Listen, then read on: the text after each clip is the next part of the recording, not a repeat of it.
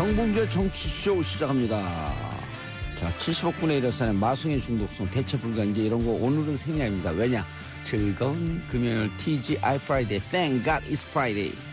자, 지금 이 시간 여러분이 가장 많이 찾아본 실시간 검색어 김재철 MBC 전 사장 구속영장 기각. 증거가 이미 충분히 수집이 됐다라고 하는 게 기각의 사유. 자, 미세먼지 나쁩니다. 한국과 콜롬비아 오늘 밤 축구 대표팀 평가전 있죠. 자, 그다음에 홍종학 중소벤처기업부 장관 후보자 오늘 인사청문회. 이 중에 봉도사가 뽑은 실시간 검색어 한국과 콜롬비아 평가전 안 보겠습니다. 정봉주의 정치쇼 1부 순서 들어갑니다. 자, 뉴스 브리핑으로 시작합니다. 정상근 미디어 오늘 기자. 네, 안녕하십니까. 정상근 미디어 기자입니다.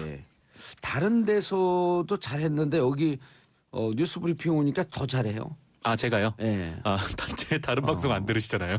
누구요? 제가요? 네. 이렇게 눈에 다 쓰여 있어요. 아, 다 쓰요? 그러면. 네. 다 쓰여 있어요. 아, 네, 알겠습니다. 오늘 터졌어. 아, 다 네. 쓰여. 예. 출연한 지 한 달 만에. 제 이름이 뭐죠? 정봉주 의원이요. 정봉주. 아, 네. 넘어갈까요? 네. 오늘도 위험하네요. 다스의 정봉주. 자기 이름으로 이렇게 희생을 해서. MB가 뭐 해준 말인 줄 알아요? MB? 네. 방송을 장악하려고 했는데 그건 오해였다. 방송을 잘못 이해했다. Misunderstanding Broadcasting. 방송을 오해했다.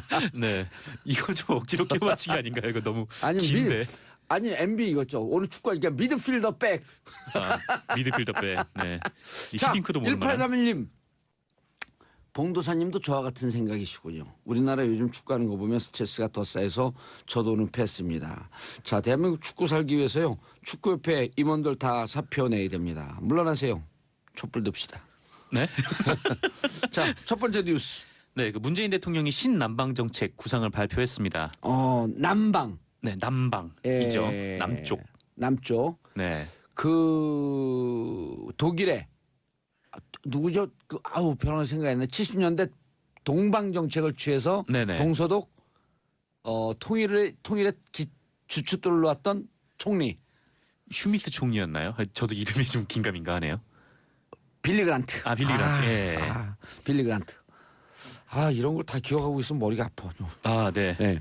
그래서 신남방 정책이라고 있습니다. 하는 것은 그런 그 빌리 그란트의 동방 정책과 유사하게 뭘 만든 거죠. 그렇죠. 좀 유사하죠. 그러니까 문재인 대통령이 이제 에이펙 정상회담으로 정상회담이 열리는 베트남으로 가기 전에 인도네시아에 국빈 방문 중인데요. 그러니까 문재인 대통령은 9일 한국 인도네시아 재개 간담회에서 이제는 인도네시아를 비롯해서 아세안 국가와의 외교 관계를 4대국 수준으로 격상해야 한다. 이렇게 밝혔습니다. 아시다시피 이제 아세안이라고 하면 동남아시아 국가연합을 뜻하는 거고요. 인도네시아가 인구가 몇인 줄 아세요? 2억입니다. 2억이 넘어요. 네, 2억이 넘죠. 2억 7천만인가 뭐 이렇게 되잖아요. 그 GDP도 거의 우리나라랑 뭐 큰 차이가 안 난다고 해요. 그 생각한 것보다 뭐 경제적으로 굉장히 강한 나라고 이 아세안 국가들의 인구를 모으면 한 6억 3천 이 정도나 된다고 합니다. 또 굉장히 이제 많은 수죠. 그래서 청와대는 이 아세안과의 교역 수준을 지금 현재 중국과의 교역 수준인 2천억 달러 수준까지 확대하겠다. 네, 이렇게 구상을 하고 있습니다. 또 이와 관련해서 좀 언론이 두 가지 해석을 내놓고 있는데 그 첫 번째는 지금 대한민국이 주로 이제 4강 외교에 치중을 하다 보니까 일전에 좀 사드 문제가 불거졌을 때 그러니까 미국하고 중국 사이에서 그 둘 다 이제 4강 중에 하나잖아요. 저희 주요 외교 대상인 어떻게 할지 갈피를 좀 못 잡고 좀 휘둘린 경향이 있었는데 이런 좀 아세안 쪽으로 이제 진출을 함으로써 좀 이런 의존도를 낮추겠다. 뭐 무역 의존도를 좀 낮춰가지고 어떤 완충지대를 만들겠다. 뭐 그런 의미도 있고요. 그 두 번째는 이 아세안 국가들이 모두 북한이랑 수교를 맺고 있어가지고 네, 북핵 문제를 해결하는데 뭐 어떤 또 하나의 통로가 되지 않을까 좀 그런 면이 있다. 그렇죠. 언론은 이렇게 두 가지로 해석을 하고 있습니다. 그리고 이제 그 중국에 들어갔던 기업들이 주로 이제 그 동남아시아 이쪽으로 많이 옮기고 있어요. 왜냐하면 중국의 인건비가 너무 세져갖고 지금 우리나라 대졸 초임하고 이제 거의 비슷해지잖아요. 그렇죠. 이제 상대적으로 지금 아직까지는 동남아시아 국가들의 인건비가 좀 저렴하니까 뭐 상대적으로 뭐 한국에 대한 호감도도 높다고 하고요. 그리고 이게 기업이 어느 정도 안착이 되면 중국 같은 경우는 또 이렇게 그 슬그머니 기업이 나가게끔 뭐 여러 가지 막 그 공산주의 국가다 보니까 막 이런 그 규제 강화하고 그래갖고 영업을 못하게끔 막 하고 그랬잖아요. 이번에 사드 할 때도 보면. 그렇죠. 롯데마트는 결국 두 손 두 발 들고 철수를 했죠. 두 손 두 발 들고 철수했죠, 진짜. 네. 근데 이제 동남아시아는 그런 게 자본주의 국가고 네. 그런 게 상대적으로 좀 자유로우니까. 네, 상대적으로 뭐 중국보다는 분명히 좀 자유로운 면이 있는데 또 베트남 같은 경우는 얼마나 우리하고 좀 비슷한 경향이 있잖아요. 중국 그 변방 국가 중에서 네. 생존한 소수민족 중에서 네네. 한반도 그다음에 인도차이나 반도 베트남 네. 이런 좀 같은 데다 사람들이 부지런하거든요. 네, 뭐 베트남으로 여행으로 한번 가봤었는데 사람들이 뭐 엄청 부지런하고 또 네, 굉장히 친절하고 또 영어도 굉장히 잘하고 그렇더라고요. 저는 그 미국에서 있는데 네. 맨발로 공을 차는 친구가 하나 있어요. 아, 맨발로요? 네, 네. 저도 이제 우리나라 사람들도 옛날 맨발로 공 많이 찼거든요. 네. 근데 잔디에서 맨발로 공을 차는 친구가 있었고 깜짝깜짝한데 목포 친구 아니 목포 아니면 벌교에서 온 것 같아요. 그래서 어디서 오셨어요? 그랬더니 땅땅땅땅땅땅 베트남 포트 피플.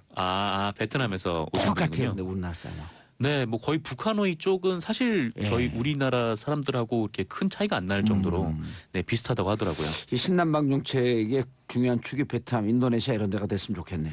네, 뭐 문재인 대통령이 뭐 이런 행동을 잘 하지는 않으시는데 기자실까지 방문을 해서 이 남방 정책에 대해서 좀 관심을 많이 가져달라고 그렇게까지 얘기를 한 거 보니까 좀 의욕적으로 추진하고 있는 것 같습니다. 예, 이거 그 청취자분들 잘 들어야 되는데 남쪽 남, 네, 방향 방. 괜히 이게 겨울에 오니까 또 남방 정책 뭐 이렇게 오해하시면 안 됩니다. 네, 오랜만에 가스비가 안 오른다고 하죠 겨울에. 그렇게 얘기하면 남방 정책인 줄 안 되니까요. 남방. 이거랑은 관계없지만 아세안 어쨌거나 쪽으로 남방 얘기가 아세안 나와가지고. 쪽으로 향하는 외교 정책을 열겠다. 네. 예, 다음 뉴스요. 네, 그 국가정보원이 2012년 대선 당시에 그 김하영 씨, 그러니까 국가정보원 직원 관련된 수사를 사실상 지휘했다 이렇게 경향신문이 보도를 했습니다. 네, 좀 역사에 좀 길이 남은 수사였는데 그 2012년 대선을 보름여 앞두고 뭐 국정원 직원이 뭐 댓글을 달고 있다, 정치계에 개입하는 그런 제보가 들어와서 민주당 의원들이 찾아갔었잖아요. 이거 경찰이 수사한 게 아니에요? 그러니까 경찰이 수사를 했죠. 예. 그리고 정말 의아했던 점은 갑자기 중간 수사 결과라고 발표를 했어요. 밤 11시에요? 네, 밤 11시에. 그것도 대선 후보들 토론 들어가기 바로 직전에. 네. 근데 또 그거를 또 박근혜 전 대통령이 그거 마치 이제 그 발표가 들어가서. 나오기 전에 토론에 들어가서 이거는 국정원 여직원이 뭐 무혐의 처분나지 않았냐, 뭐 인권 침해다, 뭐 이런 식의 얘기를 했었죠. 그 수사를 국정원에서 지휘했다고요? 네, 그런 정황이 나왔다는 겁니다. 이게 어떤 거냐면은 그 국정원이 당시 경찰 관계자와 통화를 하면서 뭐 김하영의 출석 문제부터 노트북 제출, 뭐 중간 수사 결과 발표 이런 것까지 일정까지 논의를 했다라는 건데요. 9일 경찰의 국정원 댓글 공작 수사를 지휘했던 그 김모 서울지방경찰청 수사 2계장이라는 사람이 있어요. 김 계장이라고 제가 말씀을 드릴 건데 이 사람이 이제 참고인 진술을 통해서 그 김하영이 댓글 공작을 한 것으로 의심되는 노트북을 제출하겠다고 하기 1시간 반 전에 본인이 국정원 직원과 통화했다. 이렇게 얘기를 했고요. 지금 그렇게 그런 진술이 나온 건가요? 네, 참고인 조사에서 그런 진술이 나왔답니다. 그래서 이 통화를 해서 뭐 통화 당시 뭐 당시 관할 경찰서에 있는 수석 경찰서를 제끼고 서울지방경찰청이 이제 국정원과 대화를 해서 이 김하영의 노트북을 어떻게 할 건지를 논의를 했다는 거예요. 근데 이와 함께 그 김 계장은 포렌식 결과 그 삭제된 아이디를 복원을 했음에도 불구하고 그때 복원을 했을 때 국정원에 문자를 보내고 통화를 해서 이 포렌식 상황을 전달했다고 합니다. 여기까지는 뭐 경찰과 국정원이 그냥 일종의 뭐 내통이라고 할까요? 하여튼 그런 정황인데 이제 중요한 거는 계속 그 공조를 했네요. 그렇죠. 그 공조를 한 정황이죠. 기밀을 다 유출하고. 네, 국정원은 피의자잖아요. 만약에 이 사건에 대해서. 그렇죠. 뭐 그런 상황에서 사실상 그 정보를 그대로 노출한 건데 아울러서 이 국정원은 그 김 계장한테 중간 수사 결과를 빨리 발표하라 이런 종용을 했다고도 합니다. 사실상 지시를 한 정황이라고 볼 수 있고요. 그걸 받아서 김용판 서울청장이 발표한 거고. 네, 중간 수사 결과를 발표해서 정말 의아한 발표였죠. 그럼 김용판 서울청장도 이제 소환이 그 시간 초일기에 들어간 거 아닌가요? 재수사를 해야 되지 않을까라는 생각이 좀 드는데. 재수하려면 일단 김용판 포토라인에 또 쓰네요. 그렇죠. 만약에 뭐 이런 것들이 국정원에 개입한 정황이 나오면은 피고인과 만약 내통한 거기 때문에 이 그 수사 2계장 정도가 국정원과 그렇게 다이렉트로 뭔가 연결이 되기는 좀 어렵지 않습니까? 뭔가 좀 더 윗선에 좀 닿지 않았을까라는 그런 의심도 좀 드는 상황이고요. 기승전 MB 네, 그렇습니다. 뭐 가만히 보면 그때 당시에 국정원이 경찰이 중간 수사 결과 발표하고 10분도 안 돼서 성명을 냈어요. 뭐 민주당의 주장은 사실무근으로 드러났다. 뭐 그것까지 좀 돌이켜 보면은 10분도 안 돼서 냈어요? 네, 그랬다고 하더라고요. 그래서 그때까지 상황을 좀 돌이켜 보면은 이게 뭐 실제로 뭐 국정원과 경찰이 이렇게 얘기가 왔다 갔다 했을 수도 있겠구나. 뭐 그런 생각이 드는 거죠. 진짜 농담이 아니고요. 네. 이 대선 앞두고 총선 때 2012년 이렇게 정치가 개판이 되고 야당이 이거에 대응을 못한 이유 중에 하나가 뭔지 아세요? 중요한 뭔가요? 이유 중에 하나가 핵심 전략인 그 휴민트 인적 자산이 없었어요. 네, 다음 소식으로 또 누굴 얘기하는지 이게 들어도 알 진행하고 것 같아요. 싶어요. 네? 진행하고 싶어요. 회사 사표 내고 오세요. 회사 그렇지. 사표를 왜 내요? 진행 받아줄게. 진행이요? 와갖고 1분만 딱 진행시키고 진행. 가세요. 네. 자, 다음 3천 뉴스. 원어치만. 네. 네. 네, 김재철 전 MBC 사장에 대한 검찰의 구속영장이 기각됐습니다. 사유가 좀 이상해요. 사유가 이상하죠. 예. 이 강부영 영장 전담 판사가 주장한 그 판결을 한 바에 따르면 예. 기각을 한 사유가 사실관계에 대한 증거가 대부분 수집됐다라는 거예요. 예. 수사를 한 사람이 아니잖아요. 이 영장 전담 판사는. 근데 이게 대부분 수집됐다는 거는 어떻게 판단했을까라는 생각이 좀 의아하고 뭐 두 번째는 피의자의 직업, 주거 등에 비춰 도망의 염려가 크지 않다. 예. 이거는 뭐 영장 기각할 때마다 나오는 사유니까 뭐 그냥 일반적이고요. 그리고 또 하나는 주요 혐의인 국정원법 위반죄는 원래 국가정보원 직원의 위법 행위를 처벌하기 위한 것으로 그 신분이 없는 피의자가 이에 가담하였는지를 다투고 있다. 뭐 그렇기 때문에 이제 기각을 한다는 건데 이게 무슨 말인지 잘 와닿지가 않잖아요. 그러니까 이거 국정원법 위반 혐의가 있으니까 예. 국정원법 위반 혐의는 국정원 직원한테 물어봐라. 네, 그 책임을 물어야 되는 거고 뭐 이 김재철한테는, 사람이 뭐 실제로 가담하였는지는 잘 모르겠다. 근데 그래놓고 사실관계에 대한 증거가 대부분 수집됐다 이렇게 얘기를 했으니 이게 앞뒤가 잘 안 맞는 좀 그런 상황인 거죠. 고향이 어디세요? 그러니까 광주에서 태어난 경상도 사람이에요. 예, 그렇죠. 네, 고향이 어디세요? 그러니까 부산에서 태어난 전라도 사람이에요. 뭐 그런 셈이죠. 네. 그게 뭐예요, 그게? 네, 예. 좀 의아한 거죠. 예. 네. 채식주의자인데 뭐 고기 먹어요, 막 이런. 그렇죠. 짜장면 중국집 들어가고 뭐 드릴까요? 그러니까 짜장면을 시키는데 나올 땐 짬뽕으로 내주세요. 안 맞나 그건? 네, 요거는 좀. 네. 채식주의자인데 고기 먹어 이게 맞네. 네. 예. 어쨌건 이게 앞뒤가 좀 안 맞는 예. 판시다 보니까 좀 논란이 좀 담배 많은 것 같아요. 끊었는데 술 마셔요. 그거 그럴 수도 있죠.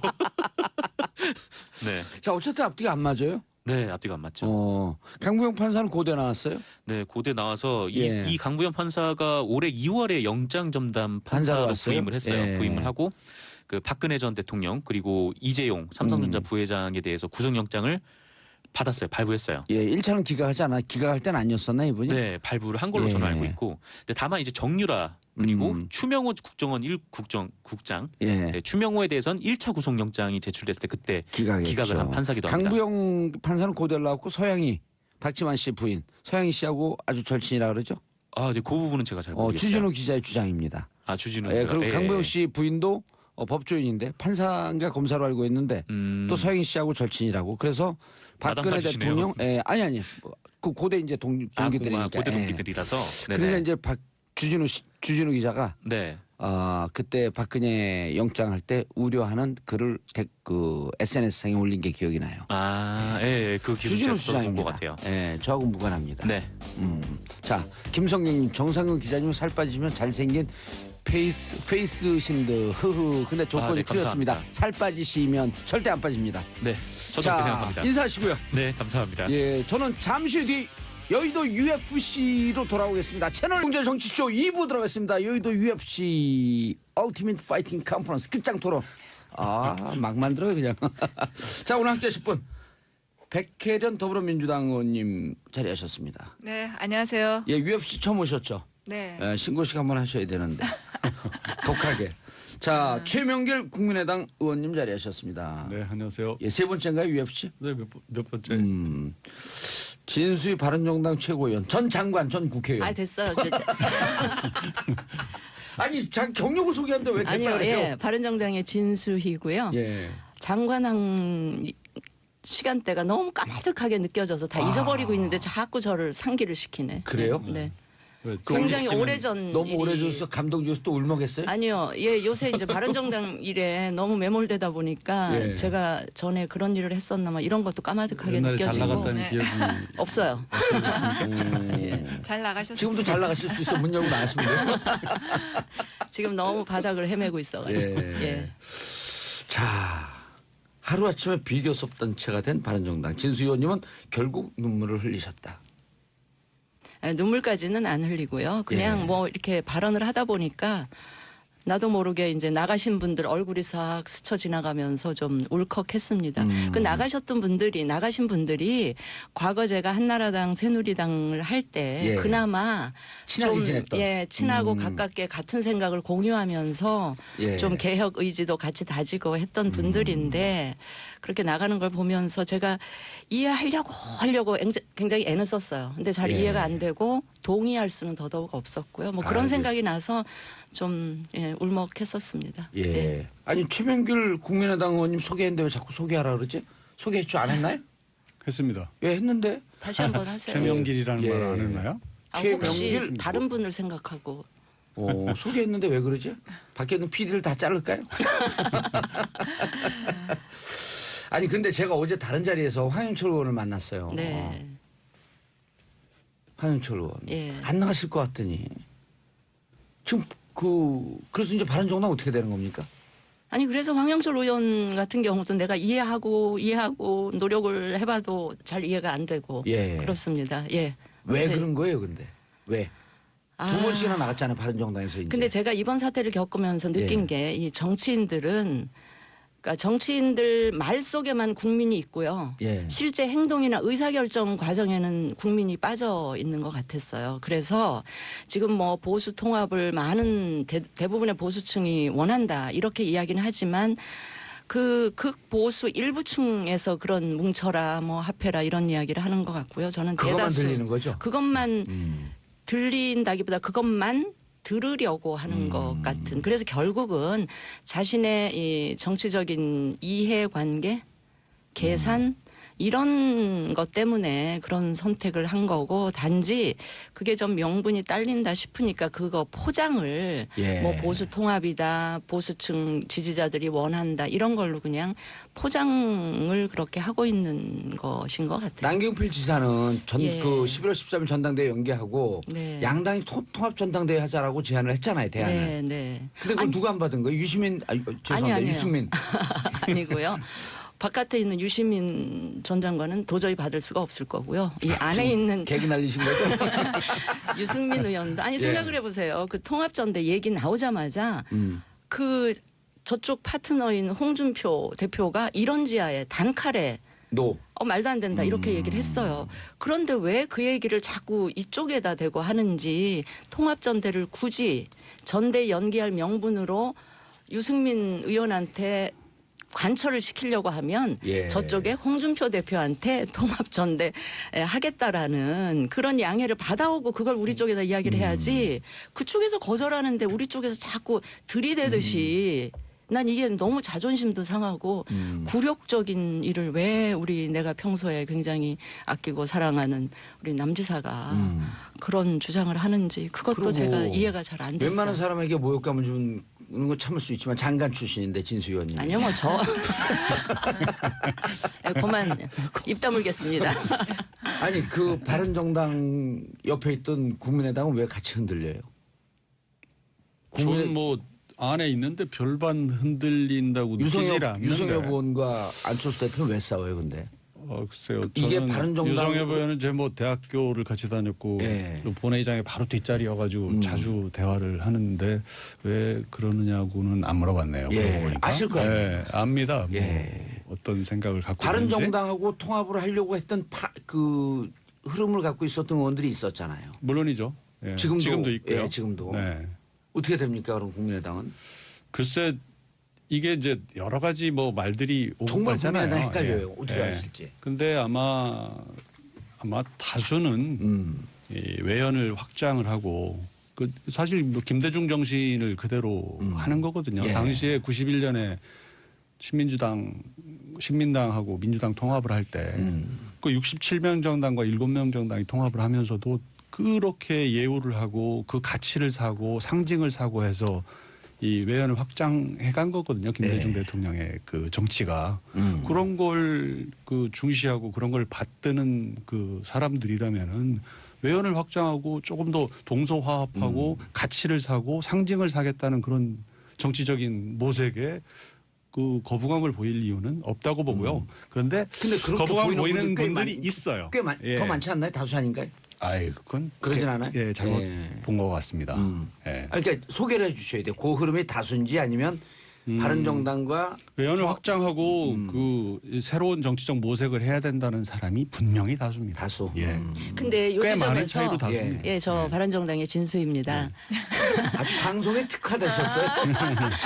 요 지점에서 예. 저는 최근에 보면서 의원들의 생각이라는 게요. 하루하루가 다르고 아침 저녁이 다르고 이러기 때문에 아침에는 그게 다수였는데 저녁에는 소수가 되고 그 다음 날 되면 다시 다수가 되고 막 이런 현상이 좀 있긴 하더라고요. 진수 의원님도 현역 때 그러셨어요. 아니었어요, 저는. 그리고 예. 최소한 지금 뭐 저 최고위원이 7명인데 예. 그 중에서 6명은 그런 방향입니다. 6명은 예. 의원들 분포 정말 어때요? 의원들 예. 분포는 한 의원들 40명 되는 분들 뭐 중에서 저는 한 뭐 7, 8분 정도가 좀 설득이 안 되고 있는 어떤 그런 그분들은 적인데 친민주당 성향이라고 이렇게 보셔야 되나요? 어떻게 해야 되나? 그런 현실적으로 뭐 민주당과 뭔가 뭐 연정 합당이 된다는 게 현실적으로 어렵고요. 또 문제는 민주당의 실질적 오너가 생각하는 그 민주당의 미래라는 것이 아주 어떤 지역을 기반으로 오래 정치한 분들과 손붙잡고 뭘 해보겠다는 그런 건 저는 아닐 거라고 봐요. 그분들도 잘 압니다. 그래서 사실상 그 한계가 뭔가 있어요. 뼈아픈 얘기가 톡 튀어나왔어요. 네. 어느 지역을 근거로 오랫동안 하신 분들. 그러면 바른정당은 뭐 물밑으로 뭐 얘기가 좀 되고 있나요? 글쎄 뭐 지금 13일까지야 뭐 구체적인 이야기를 할 수 있겠습니까? 그런데 이제 통합 포럼이라고 하는 저기를 통해서 국민 통합 포럼을 몇 분 통해서 정도 지금 같이 하고 계세요, 그거는? 바른정당에서 4분 정도 네 지금 분. 참여하고 그다음에 있습니다. 국민의당에서는 10명쯤 되죠. 그래서 이게 정책 공조라든지 앞으로 이제 입법 공조라든지 이런 부분에 대해서는 충분히 지금 얘기가 되고 있고 사실 자꾸 만나다 보면 친해지거든요. 그렇죠. 그리고 의외로 우리랑 뭐 정책이라든지 이 방향성에 큰 차이가 없구나 하는 걸 자꾸 확인하게 되고 자주 만나도 남자들끼리 이렇게 폭탄 좀 하시고 이 스킨십하고 그런 거 하지 말아야 되겠어요. 보니까 하자마자 헤어지더라고요. 유승민 김무성. 그거는 의도된 연출이었기 때문에 아니 그날 또 모였는데 뽀뽀해 저 이랬다면서요. 그 현장에 있었는데요. 네. 너무 기괴한 모습에 저는 어거지로 만들었다면서요. 약간 소름이 본인들은 안 하려고 그랬는데. 그래서 제가 남자분들한테 물어봤어요. 남자들은 저러고 술 마시냐 그랬더니 왕왕 그러기도 한대요. 아 그런 분들이 있어요. 그래서 근데 저는 좀 당황스럽기는 정말 한데 뭐 그렇게 해야지 친해진다고 여기는 아니, 그런 사람들이 그냥- 항상 저도 몇 번 해봤는데 그런 사람은 꼭 헤어지더라고요. 기억하고 싶지 않은 자, 장면. 바른정당 추가 탈당이 있을 거다. 지금 라고 예측하는 분들이 많아요. 아마 그럴 이제 우려가 있었는데요. 예. 조금씩 줄어들지 않나 싶어요. 왜냐하면 어제 탈당하신 분들 자유한국당에 복당하는 그 장면이 상당히 여러 가지 의미를 담고 좀 있더라고요. 슬펐어요. 그러니까 전체적으로 전체가 환영하는 분위기 아니고요. 저는 어제 그 장면 보면서 홍준표 대표가 이 무슨 보수 통합이니 이것 때문에 이 의원들을 받았던 게 아니고 결국 바른정당을 깨는 게 그게 의도이자 목적이었다는 게 저는 어제 제 의심이 사실로 드러나는 걸 제가 한 확인을 사람들도 그걸 느꼈을까요? 모르겠어요. 뭐 그분들은 아니라고 하겠죠. 근데 저는 정치부 기자 오래 한 그렇죠. 사람으로서 저는 뭐가 딱 귀에 와서 꽂혔냐면요. 비공개 석상에서 일부 의원이 홍준표 대표에게 받아줘서 고맙다는 말을 했다라는 강효상 대변인의 브리핑이 귀에 딱 와서 꼽히더라고요. 어떤 의미일까요, 그게? 그 말은 이제 실제로 안에서 기죽이는 것도 있지만 실제 밖에다 대고 이 사람들은 굴복한 것이다.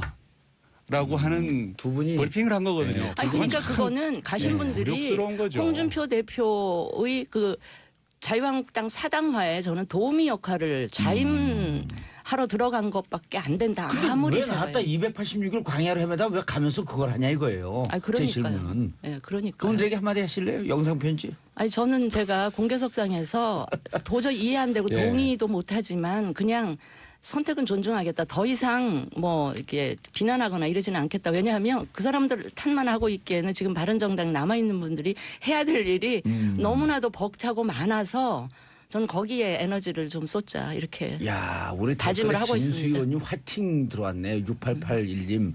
진수 의원님 화이팅이요. 바른정당도 화이팅이요. 국민만 보고 가세요. 국민 보고 다 버릴 수 있을 때 국민이 이 기회를 줄 수 있을 겁니다. 저도 그 중에 한 사람입니다. 실업자 될 각오하고 화이팅. 진수 의원님은 이미 실업자 됐어요. 그러면. 예. 자, 그럼 이제 그 방청객의 마이크를 돌려고 한마디 들어보겠습니다. 자, 방청객 백혜련 의원님. 네.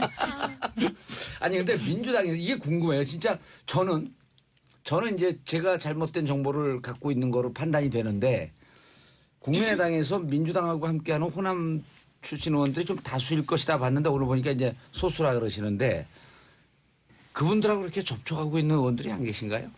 지금 공식적으로 하시는 개인적으로 뭐 얘기들을 나누시는 분들은 있을 아니, 공식적으로 수 얘기했지만 언론에 있겠지만 다 나와서 안 해도 돼요 그런 얘기는.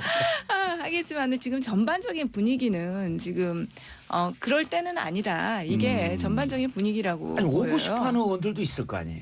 그런데 지금 여론조사에서도 다 나타나면 국민들 대부분이 지금 인위적인 그런 정계 개편은 옳지 않다. 이게 다 다수의 입장이고 저희 예. 당도 그렇습니다. 안 그렇기 그래도 잘 때문에 나가잖아요. 아니 그 잘 나갈 때 있었어요. 진수 의원님도 너무 슬퍼하지 마세요. 나 울 것 같아 걱정해. 걱정이 되고 질문을 못 하겠어. 더 이상 안 옵니다. 네. 근데 이제 문제는 한국당 의석수가 현재 115석, 주호영 의원까지 가면 116석. 그렇죠? 그러면서 이제 딱 5석 네. 차이가 나요. 네. 추가 탈당 대여섯 명이 만약 되게 되면 물론 이제 홍준표 대표가 문 닫는다고 오늘 닫는다는데 얘기를 했잖아요. 아니, 당원당도 네. 모르시나 봐요 그분은. 문 닫는다고. 일단 무슨 내문이 입당이에요 당원. 아니 그러니까 그게 홍준표 사당이라는 게 홍준표 대표 혼자 말로 그냥 문 닫는다 하면 닫는 근데 거고 정경국은 왜 그거 갖고 항의를 해요? 갈 생각이 있나? 시도당에서 복당 심사하지 말고 무조건 복당시켜라라고 대표 한마디. 그러니까 기존의 공당으로서 당원 당규에 있는 절차 다 무시하고 홍 대표 한마디로 이제 모든 게 다 결정되는 듯한. 아니, 그러니까 이게 홍준표 사당화의 아주 예. 결정적인 증거들인데 우리 김무성 의원님께서는 박근혜 사당화가 싫어서 바른정당을 만드셨다 그러면서 다시 이제 홍준표 사당으로 왜 설득력 있어요 그 가시려고 말씀이. 했는지. 예. 그러니까 이해가 잘 안 돼요. 백현 의원님, 근데 이제 예를 네. 들어서 뭐 그 바른정당이 객관적으로 뭐 잘 되길 바라고 이런 걸 다 떠나서 한 서너 명 정도가 더 만약에 간다고 한다면 그럼 이제 그 일당 지위가 무너지잖아요. 그러게 되면 국회의장을 뺏기는 거거든요. 그러니까 하반기? 지금 뭐 당장은 그런 움직임이 저는 없을 거라고 일단은 예상을 하고 그러지 않을 텐데요. 네. 만약에 정말 일당을 뺏기게 되면 그때 좀 생각해 봐야 될 것 같습니다. 지금. 근데 아직 사실 이게 보자 문 다 조심해야 될 텐데 지금. 지방선거를 사실은 앞두고 예. 이런 이제 야당들 간에 이런 게 나타나는 거 아닙니까? 근데 아직까지 약간 시간이 있고, 저희 입장에서는 그렇게 아직까지 막 몸달아 할 때는 조금 아닌가. 예.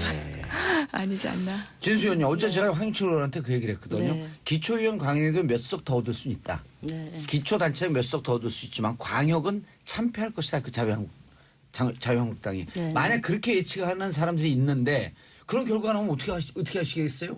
이런 물어봤어요. 네. 결과를 지금 어떻게 해? 지방선거 보고 움직이는 거 맞거든요. 근데 그런다고 해갖고 광역선거에서 경남 지금 좀 자유한국당이 우세하지만 이런 상황으로 계속하면 장담 못하지 않나요? 저는 지금 우리 봉도사 그 전망에 전적으로 동의를 하고요. 바른정당이 유리한 전망이니까.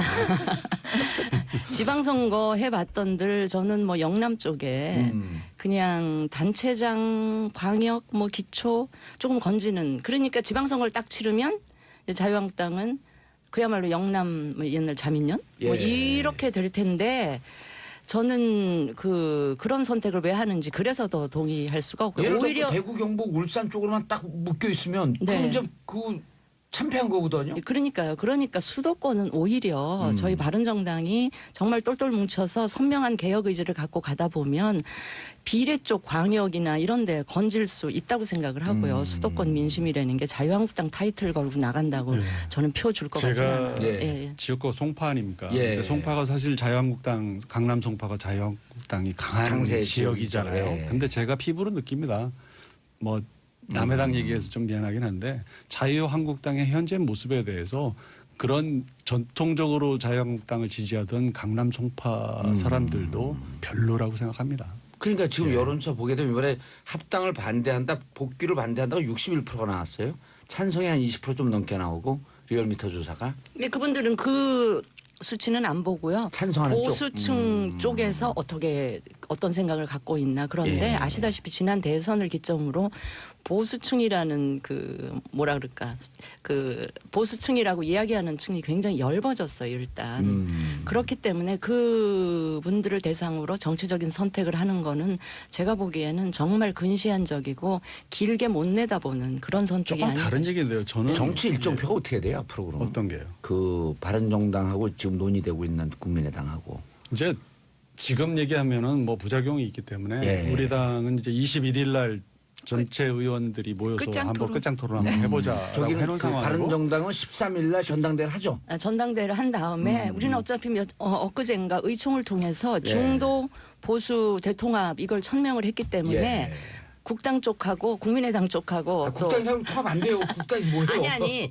통합이라는 게요. 부릅니다. 국당, 바당, 민당 이렇게. 아 그래요? 네. 그러니까 그 하여튼 바당? 국민의당 쪽하고 또 자유한국당 쪽하고 어떻든 통로는 지금 열어놓고 얘기는 이제 시작을 해봐야죠. 그렇게 하겠다고 약속을 했으니까. 근데 당 전체가 막 다 몰려다니면서 통합하고 이런 거는 아마 거의 불가능할 뿐더러 국민들이 그런 통합을 바라지도 않을 거라고 생각합니다. 유승민 의원이 햇볕 정책, 특히 남북 정책에 대해서 입장을 분명히 해라. 얘기했잖아요. 그거 큰 차이 아니에요?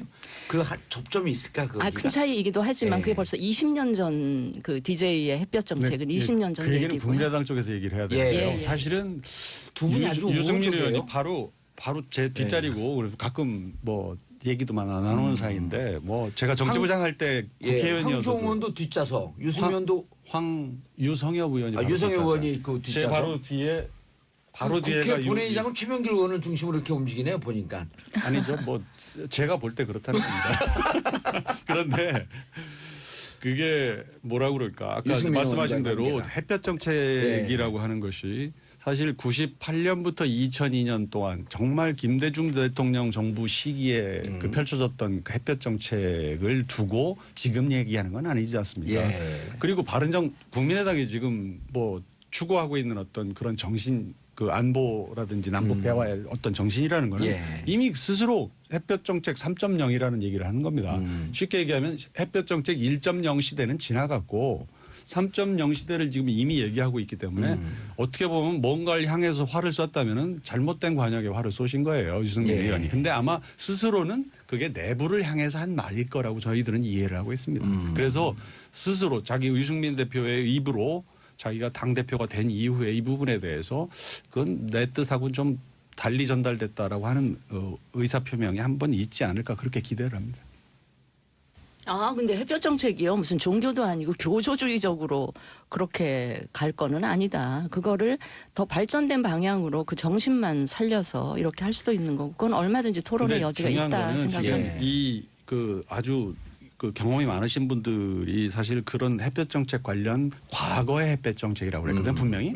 과거의 햇볕 정책에 대해서 이제 벗어나야 된다라고 하는 말을 한 부분에 대해서 마치 현재의 문제를 얘기한 것처럼 만들고 그 햇볕 정책에 대해서 좀 그대로 개성하면 안 된다는 말을 호남을 부정하는 걸로 만들어가지고 업어치기 하는 어떤 정치 기교를 좀 발휘하고 있는 거거든요. 그래서 그런 부분은 좀 경계해야 되는 부분입니다. 알겠습니다. 자, 광고 듣고 3부에서 계속 이어가겠습니다. 자, 여의도 UFC 3부 시작합니다. 자, 지금 백혜련 더불어민주당 의원님, 진수희 바른정당 최고위원님, 전 장관.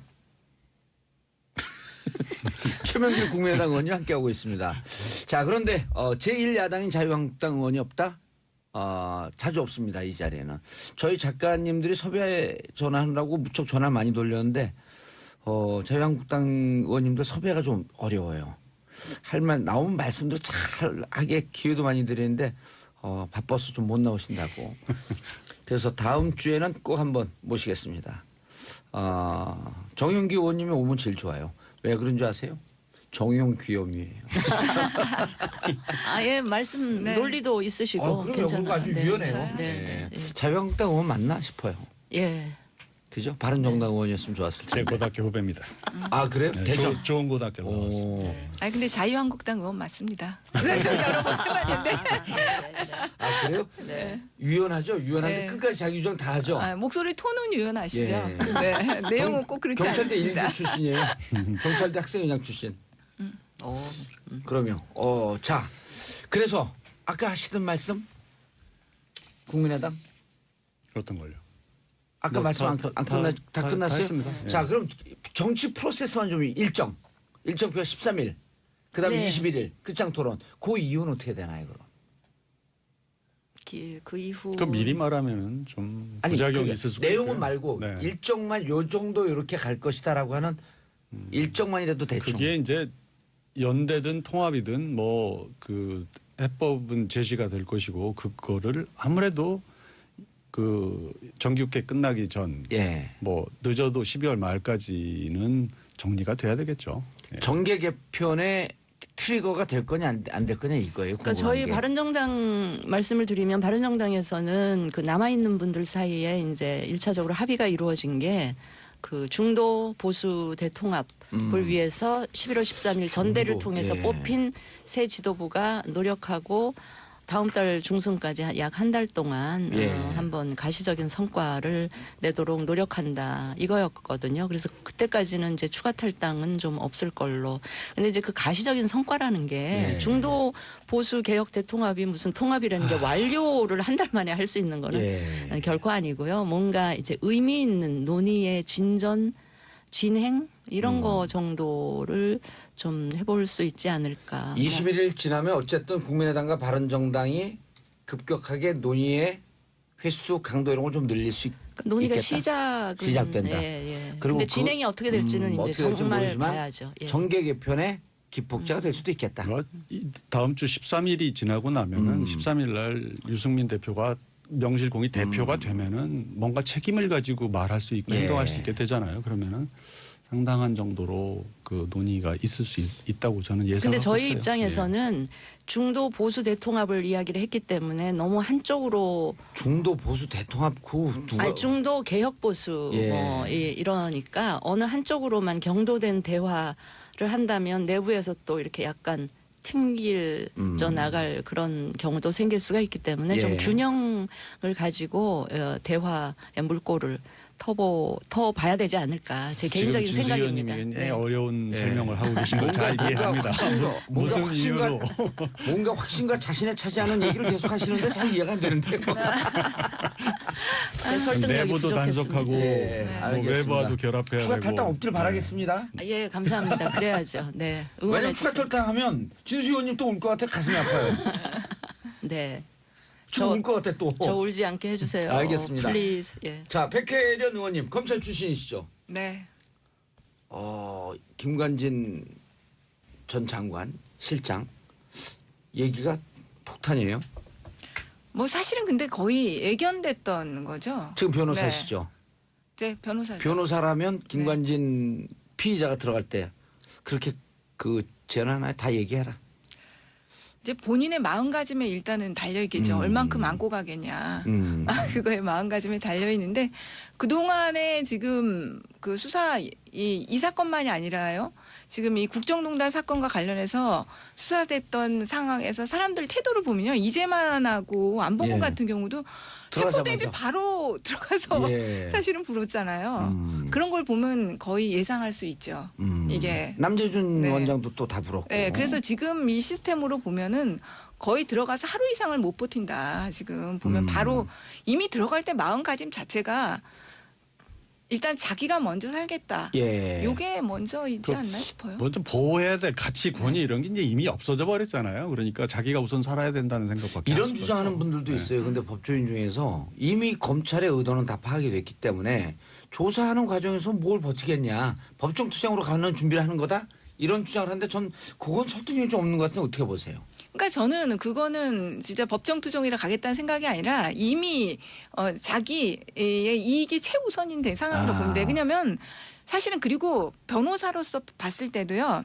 이게 증거 자료가 너무 좀 명확해요. 지금 진술만이 있는 것이 아니라 여러 가지 문건들이 다 나왔잖아요. 실제로 청와대에서 관여한 여러 가지 문건들. VIP 강조사항. 그렇죠. 그런 네. 문건들 나왔고 김관진 전 장관 같은 경우는 정말 빼도 박도 못하게 지금 부하 직원들의 진술과 문서 다 나왔잖아요. 버티기 어렵죠. 버티기 어렵다. 네. 제가 다음은 볼 누굴 때. 소환하나요 그럼? 지금 그건 다 예상할 수밖에 없죠. 이제 김관진 전 예. 아니 김태호. 그렇죠. 안보기획관. 최우선적으로는 예. 김태호 안보기관이 예. 그 최우선적으로 아마 소환될 겁니다. 그 음. 댓글 수사가 바로 거기에 보고가 됐고 회의에도 참석한 걸로 드러났기 때문에요. 예. 바로 이제 소환될 거고. 근데 김태호 이 기획관이 그야말로 이명박 전 대통령 측근 중에 측근으로 그런가요? 분류되는 사람이죠. 측근 중에 측근은 진수위원인데. 아니요, 여기 저는 이제- 이재호 측근이었죠. 아니 분야가 달라서 예. 그 뭐 외교 국방 안보 이런 쪽은 어떤 분들이 그 지근거리에서 돕는 이런 거를 사실 저는 잘 몰랐어요. 정말 몰라요? 그냥 발 빼고 싶은 거 아니에요? 아니에요. 타이틀만 그런 분들이 예. 있다. 그러지 그 거리에 그 뭐 밀도라든지 강도라든지 이런 거는 제가 잘 모르는데. 저 안보기획관이 안보실 안보실 산하 안보기획관 비서거든요. 네, 안보기획 네, 비서관인데 네. 그게 그 수석급이에요. 어. 수석급이고 박영준 차관하고 비슷한 그 롤을 대전략 예. 기획관이에요. 대전략 기획관 그게 네. 비서관이거든요. 예, 예. 근데 수석급이고 박영준하고 비슷하게 놓고 봐요 기자들은. 박영준. 박영준 예, 예. 왕차관도 네, 네. 높은 직책은 주지 않으면서 실제 실무는 총괄하고 있었는데 군 관련해서 사이버 관련해서 김태호가 그 역할을 했었다. 그래서 김관진 보고라인이 김태호를 통해서 어디론가 갔다. 그 김태호 소환하지 않나요? 네, 고 소환 당할 것 같아요. 그리고 이 김태호 대전략기관이 지금 NLL 문서 유출에 있어서도 NLL도 작업을 했죠. 예, 거기에서 주요한 역할을 한 걸로 지금 추정되고 있거든요. 예, 2009년도 써머리 할 때. 네, 그때도 이 문서가 그쪽을 통해서 나가지 않았냐 지금 이렇게 되기 때문에 여기는 뭐 검찰 수사선상에선 우선적으로 지금 올라 있을 걸로. 근데 보입니다. NLL이 유출된 시점은 아마 2012년 뭐 예, 그때 김무성 2012 의원이 년이고. 뭐 막 이렇게 낭독하고 국정원에서 정리해갖고 보고한 건 2009년. 9년이고. 예, 근데 그때는 안 나왔고 그 똑같은 내용이 2012년에 나왔다는 그 거거든요. 2009년에 그거는 문제가 있는 건 아니잖아요. 2009년은 문제가 없죠. 예, 근데 이제 근데 이제 국정원이 그게 바깥으로- 그렇죠. 그때 문제가 없고 2012년에 문제가 있었던 그렇죠. 거죠. 밖으로 네. 유출된 그거는 문제라는 네. 거죠. 그래서 김- 정치의 활용, 선거의 김태호 활용. 누군지 진짜 모르세요?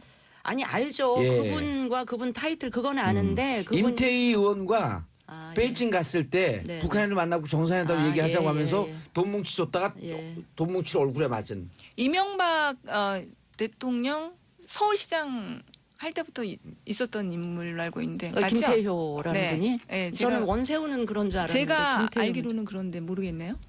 혹시 그건 잘 정도세요? 그건 네. 모르겠어요. 근데 어쨌든 외교안보 라인의 핵심이고 군 NLL 이 작업을 그 총괄했다 그러죠. 그래서 그 다음 소환이 김태효다. 그 김태효 다음은 모르죠. 뭐 검찰이 아시는 눈빛인데. 아니요. 뭐 기사상으로는 예. 그다음에 거의 뭐 종착역에 이르렀다. 뭐 우리 그 MB 소환이 임박했다 이렇게 나오는데 저는 뭐 그냥 한숨만 나오고요. 굉장히 어제 김두 답답한데. 대통령의 예. 시간 전 그 예. 홍보수석이었죠. 네. 김두 전 홍보수석의 발언을 보면 예. 부인을 하는 건 하나도 없어요. 부인한 그 이런 사실 없었다. 전혀 관계 없다가 아니고 모든 것이 어떻게 다 기승전 MB냐. 결국 MB를 겨냥하고 들어가는 거 아니냐라고 했는데 어제 김두 발표를 쭉 보면 다 인정했네? 이렇게 읽히거든요. 그러니까 제가 봐도 만약에 이제 곧 이제 다 이제 아는 바와 같이 곧 이명박 대통령이 소환될 수밖에 없는 상황입니다. 지금 그거는 소환될 수밖에 없는 수사상으로 소환될 수밖에 없는데 제가 봐도 사실관계를 다투는 쪽이 아니라 통치행위 이쪽으로 나갈 가능성이 크다고 봐요. 그러니까 제가 이걸 보면 이제 VIP가 대통령이 구체적으로 이런 지시를 했겠어요. 예. 수십 건 수백 건 보고가 하루에 올라오는데 이제 이런 관련한 거 하겠습니다라고 올라오면 뭐 그래? 그럼 한번 해봐. 이제 이런 정도가 마치 VIP가 그냥 다 일일이 구체적으로 지시한 것처럼 이렇게 되는 거 아닌가 싶은 생각도 들고요. 아니 근데 네. 그거는 이제 조금 사실관계가 틀린데. 지금은 검찰 신분에서 얘기해야 돼요. 네, 검찰, 아니까는 지금부터 검찰총장. 예. 검사 이 군 사이버 대원 증언 문제 같은 경우 이명박 전 대통령이 사인했잖아요. 할 수밖에 없죠. 왜냐하면 네. 행자부하고 기재부 동의가 있어야 되거든요. 네. 인원 공무원 증언하는 문제, 그다음에 예산 편성하는 문제. 그러니까 단독적으로 청와대가 하는 게 아니라 행자부, 정부 행안부죠. 행자, 기재 동의가 있어야 된다면 그러니까 대통령 아니면 할 수가 없는 거지 이건.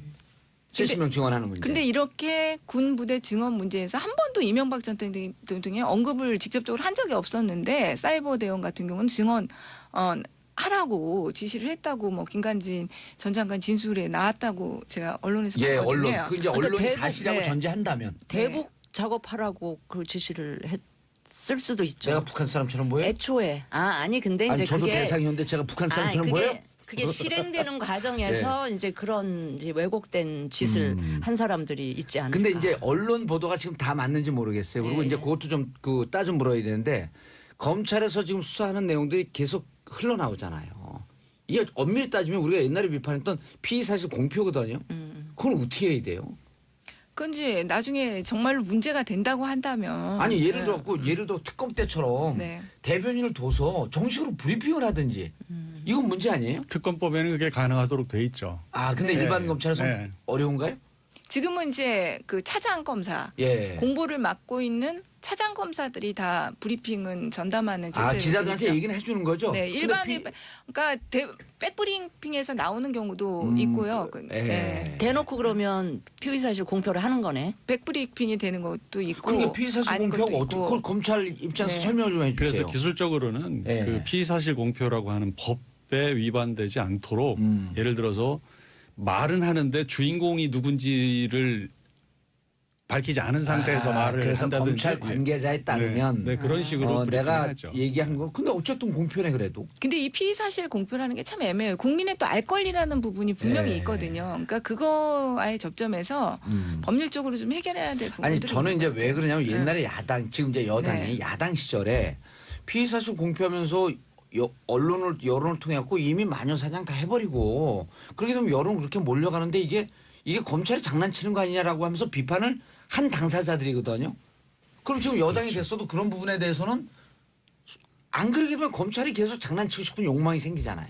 그러니까 검찰과 언론의 균형을 합작품이죠. 엄청 잘 사실. 취하시네. 아니 실제로 안 그러면 지금 예를 들었고 뭐 말 나온 김에 말씀드린 전병훈 피해를 수석 당해봤기 때문에 아니 그러신 전병훈 것 수석 같아요. 그 비서관들 이미 작년에 조사 끝났다는 거 아니에요. 네. 근데 왜 그게 지금 나오지?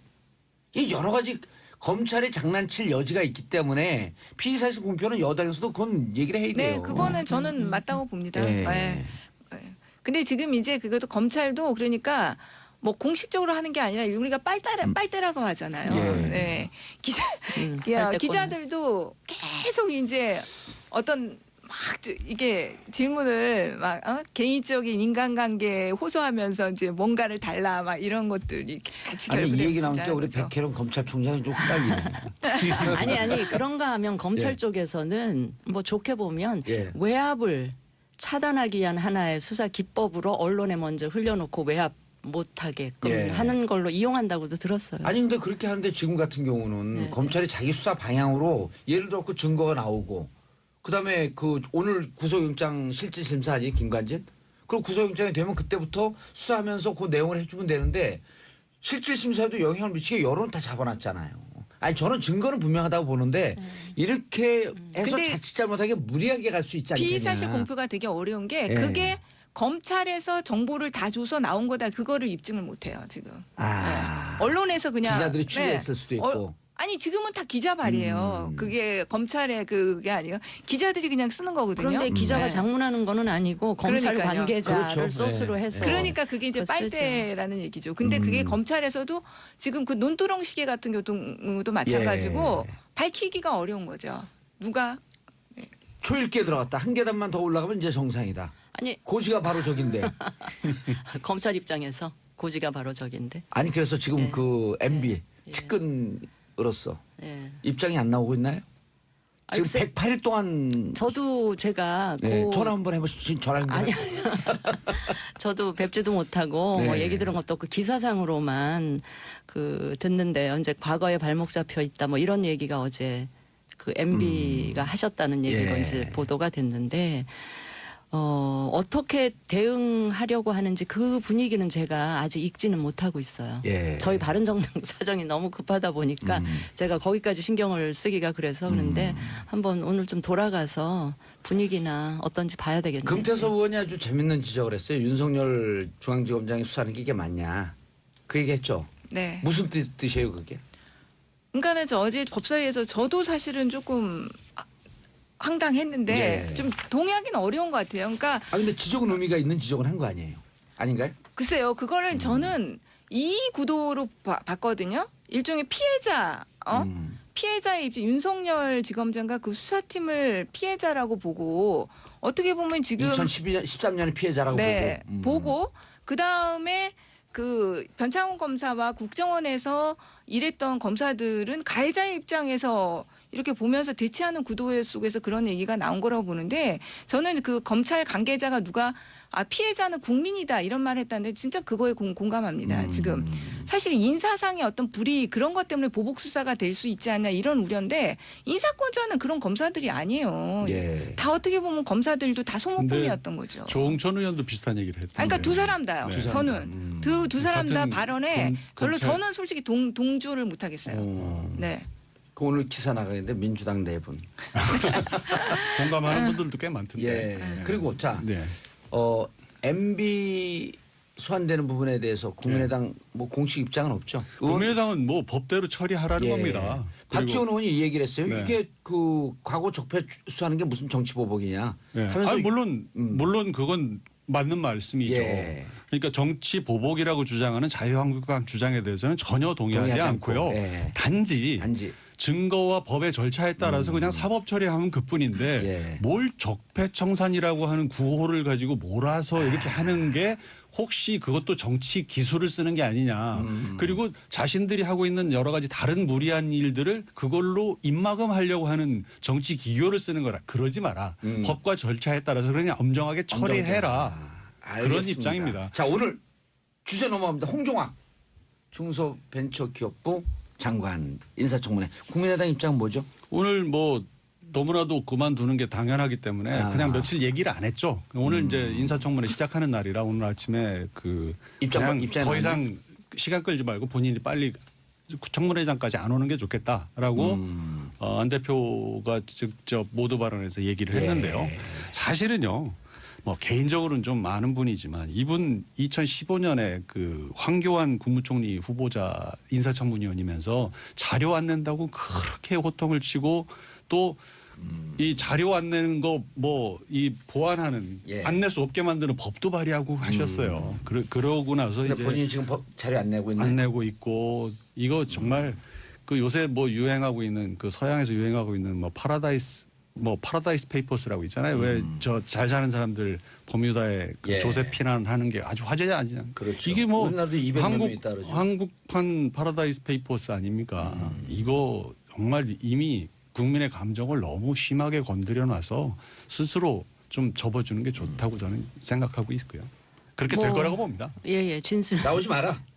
진수입니다. 저희 바른정당 입장도 지금 최명길 의원 하신 말씀에 뭐 그 적극 공감하는 그런 입장이고요. 원내교섭단체가 안 됐기 때문에 이제 영향이 쭉 떨어지지 않았어요? 영향은 많이 떨어졌겠죠. 그러나 일단 11월 15일 날 내는 정부 보조금도 15억에서 20억으로 떨어지더라고요. 홍종학 후보자 얘기하려고 그러는데 왜 아픈 데를 찌르세요. 우리 재정적으로 힘들어지면 힘든 대로 허리띠 졸라매고 열심히 할 거니까. 홍종학 후보자는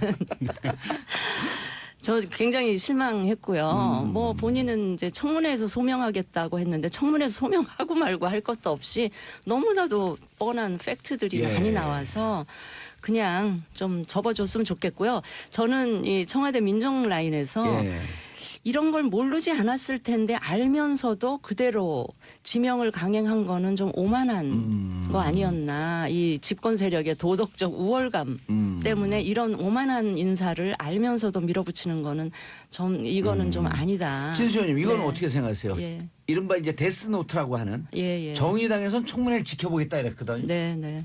그건 어떻게 생각하세요? 그거는 정의당 규정대로 딱딱딱 갔어요 인사청문회 보면. 네. 글쎄 왜 그러셨는지 모르겠는데 정의당에서 그 보고, 최종적인 청문회 보고 정리할 겁니다. 예. 청문회 네. 보고 정의당. 네. 이미 뭐 내부적으로는 그냥 결정이 됐다고 보고 매번 그 데스노트 쓰기 좀 그러니까 지켜보겠다고 한 것 같아요. 청문회까지도 못 오면은 검증 책임자에 대한 책임 문제가 더 커지기 때문에 아마 청문회까지는 가자고 뭐 하여튼 생각하는 네. 게 아닌가 싶어요. 바른정당의 연대 대상이 정의당은 없죠. 그렇게 넓게 하겠습니까? 예. 그렇게 넓게 하면 확률을 자꾸 떨어뜨리는 네, 거가 돼서 알겠습니다. 정의당은 정의당대로 굉장히 존재감 있게 아니 제가 왜 묻냐면 네, 그 하태경 의원인가요? 그분이 예. 보수의 바른정의당이 되겠다 이렇게 한번 누가 얘기하신 분이 있었거든. 네, 그래서 네, 정의당도 대상이 되나? 홍종아 네. 뭐 곤란하세요?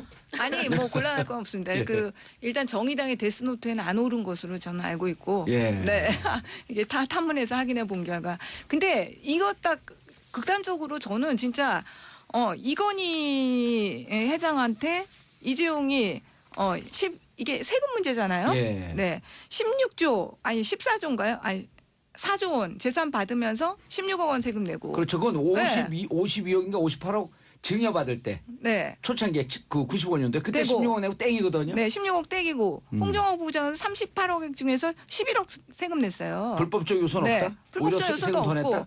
오히려 사실 정말로 이렇게 한 부분 중에서 예. 보면 이 정도 세금 착실하게 낸 사람 저는 드물다고 봅니다. 네. 그리고 쪼개기 증여가 문제 삼는데요. 예. 이거 국세청 홈페이지에요. 장려하는 분할 증여 방식으로 기재돼 있어요. 아니, 절세다? 네. 네, 그 방식으로 아예 기재돼 있는 걸로 알고 있어요. 근데 근데, 이, 예. 네. 이 증여를 왜 엄마를 건너뛰어서 딸내미로 가고 그 같이 받은 또 다른 딸은 자기가 받았거든요.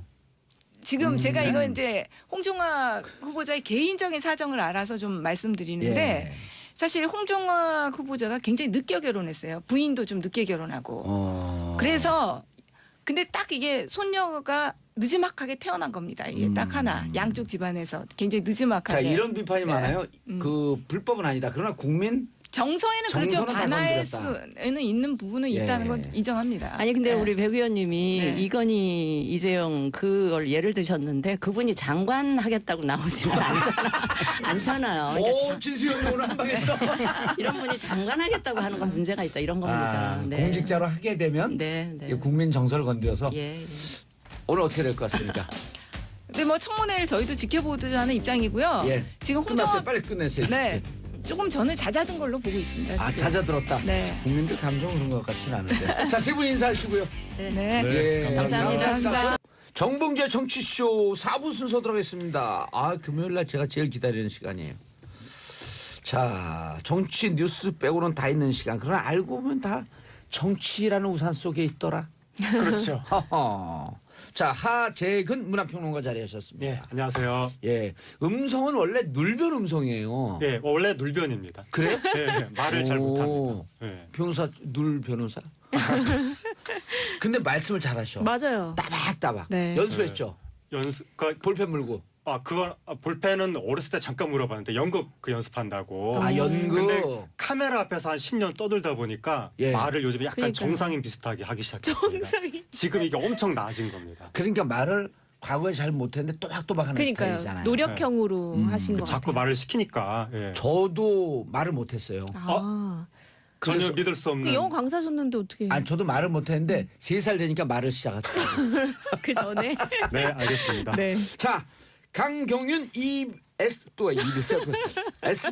펀인데 2가 먼저 뭐예요? 네. SBS 펀이 기자. 저 이러다 회사 잘리겠어요. 예. 좀 네, 제 소속 좀 밝혀주세요. 저는 예. SBS 퍼니의 강경윤 기자라고 강경윤 합니다. 기자고요. 안녕하세요. 그리고 연예 프로에 많이 나오세요. 예, 조금 리포터로. 기자, 그건 예. 어디서 많이 본 분인데 나오죠. 네. 강경윤 기자가 TV에서 보니까 무척 알흠다우세요. 예. 네, 기자들 외모가 요즘 상향 평준화되고 있어가지고 저 정도면은 평균 정도. 네. 이상한 죄송해요. 이상한 옹격교 아니 근데 조금 수준이 떨어지는 분을 영어로 다운걸이라 그래요. 그래요. 영어로 다운걸, 아름다운 걸. 빨리 본론으로 들어가야 될 것 네. 같습니다. 본론 들어가야 될 것 같아요. 예, 이게 위험한 발언인데 예. 제가 하니까 재밌잖아요. 모르겠어요. 자, 재미 깔때기. 하정 기자님, 예. 문화 행사로 빛난 청와대 국빈 만찬 예. 뭐예요 이게? 국빈 만찬 요번에 예. 트럼프 대통령이 우리 기준으로 하면 25년 만에 국빈으로 이제 방문을 했다고 미국 대통령으로서. 그렇죠. 부시 이후에. 예. 그 미국 국무부 기준으로 하면 레이건 이후 30몇 년 만에 최초라고 또 그래서 아버지 부시 대통령이 방문했을 때 우리는 국빈 대접을 했지만 미국 쪽에서는 그렇게 생각을 안 했던 건지. 그러니까 아니 그게 양 나라가 합의를 하는데. 네. 근데 스테이트 비짓. 지금 보도가 그러니까 우리 기준으로 하면 25년 만이고 예. 미국 국무부 기준으로 하면 레이건 이래 최초다. 30몇 년 만이다. 그렇게 나오는데 어쨌든 엄청 오랜만에 엄청 오랜만에. 네, 트럼프 대통령이 와서 예. 국빈 만찬을 하니까 화제가 되고 있죠. 대통령의 방문은 4가지 종류가 있거든요. 네. 처음이 이제 국빈. 스테이트 비짓. 예. 그다음 공식 방문, 공식. 오피셜 비짓. 예.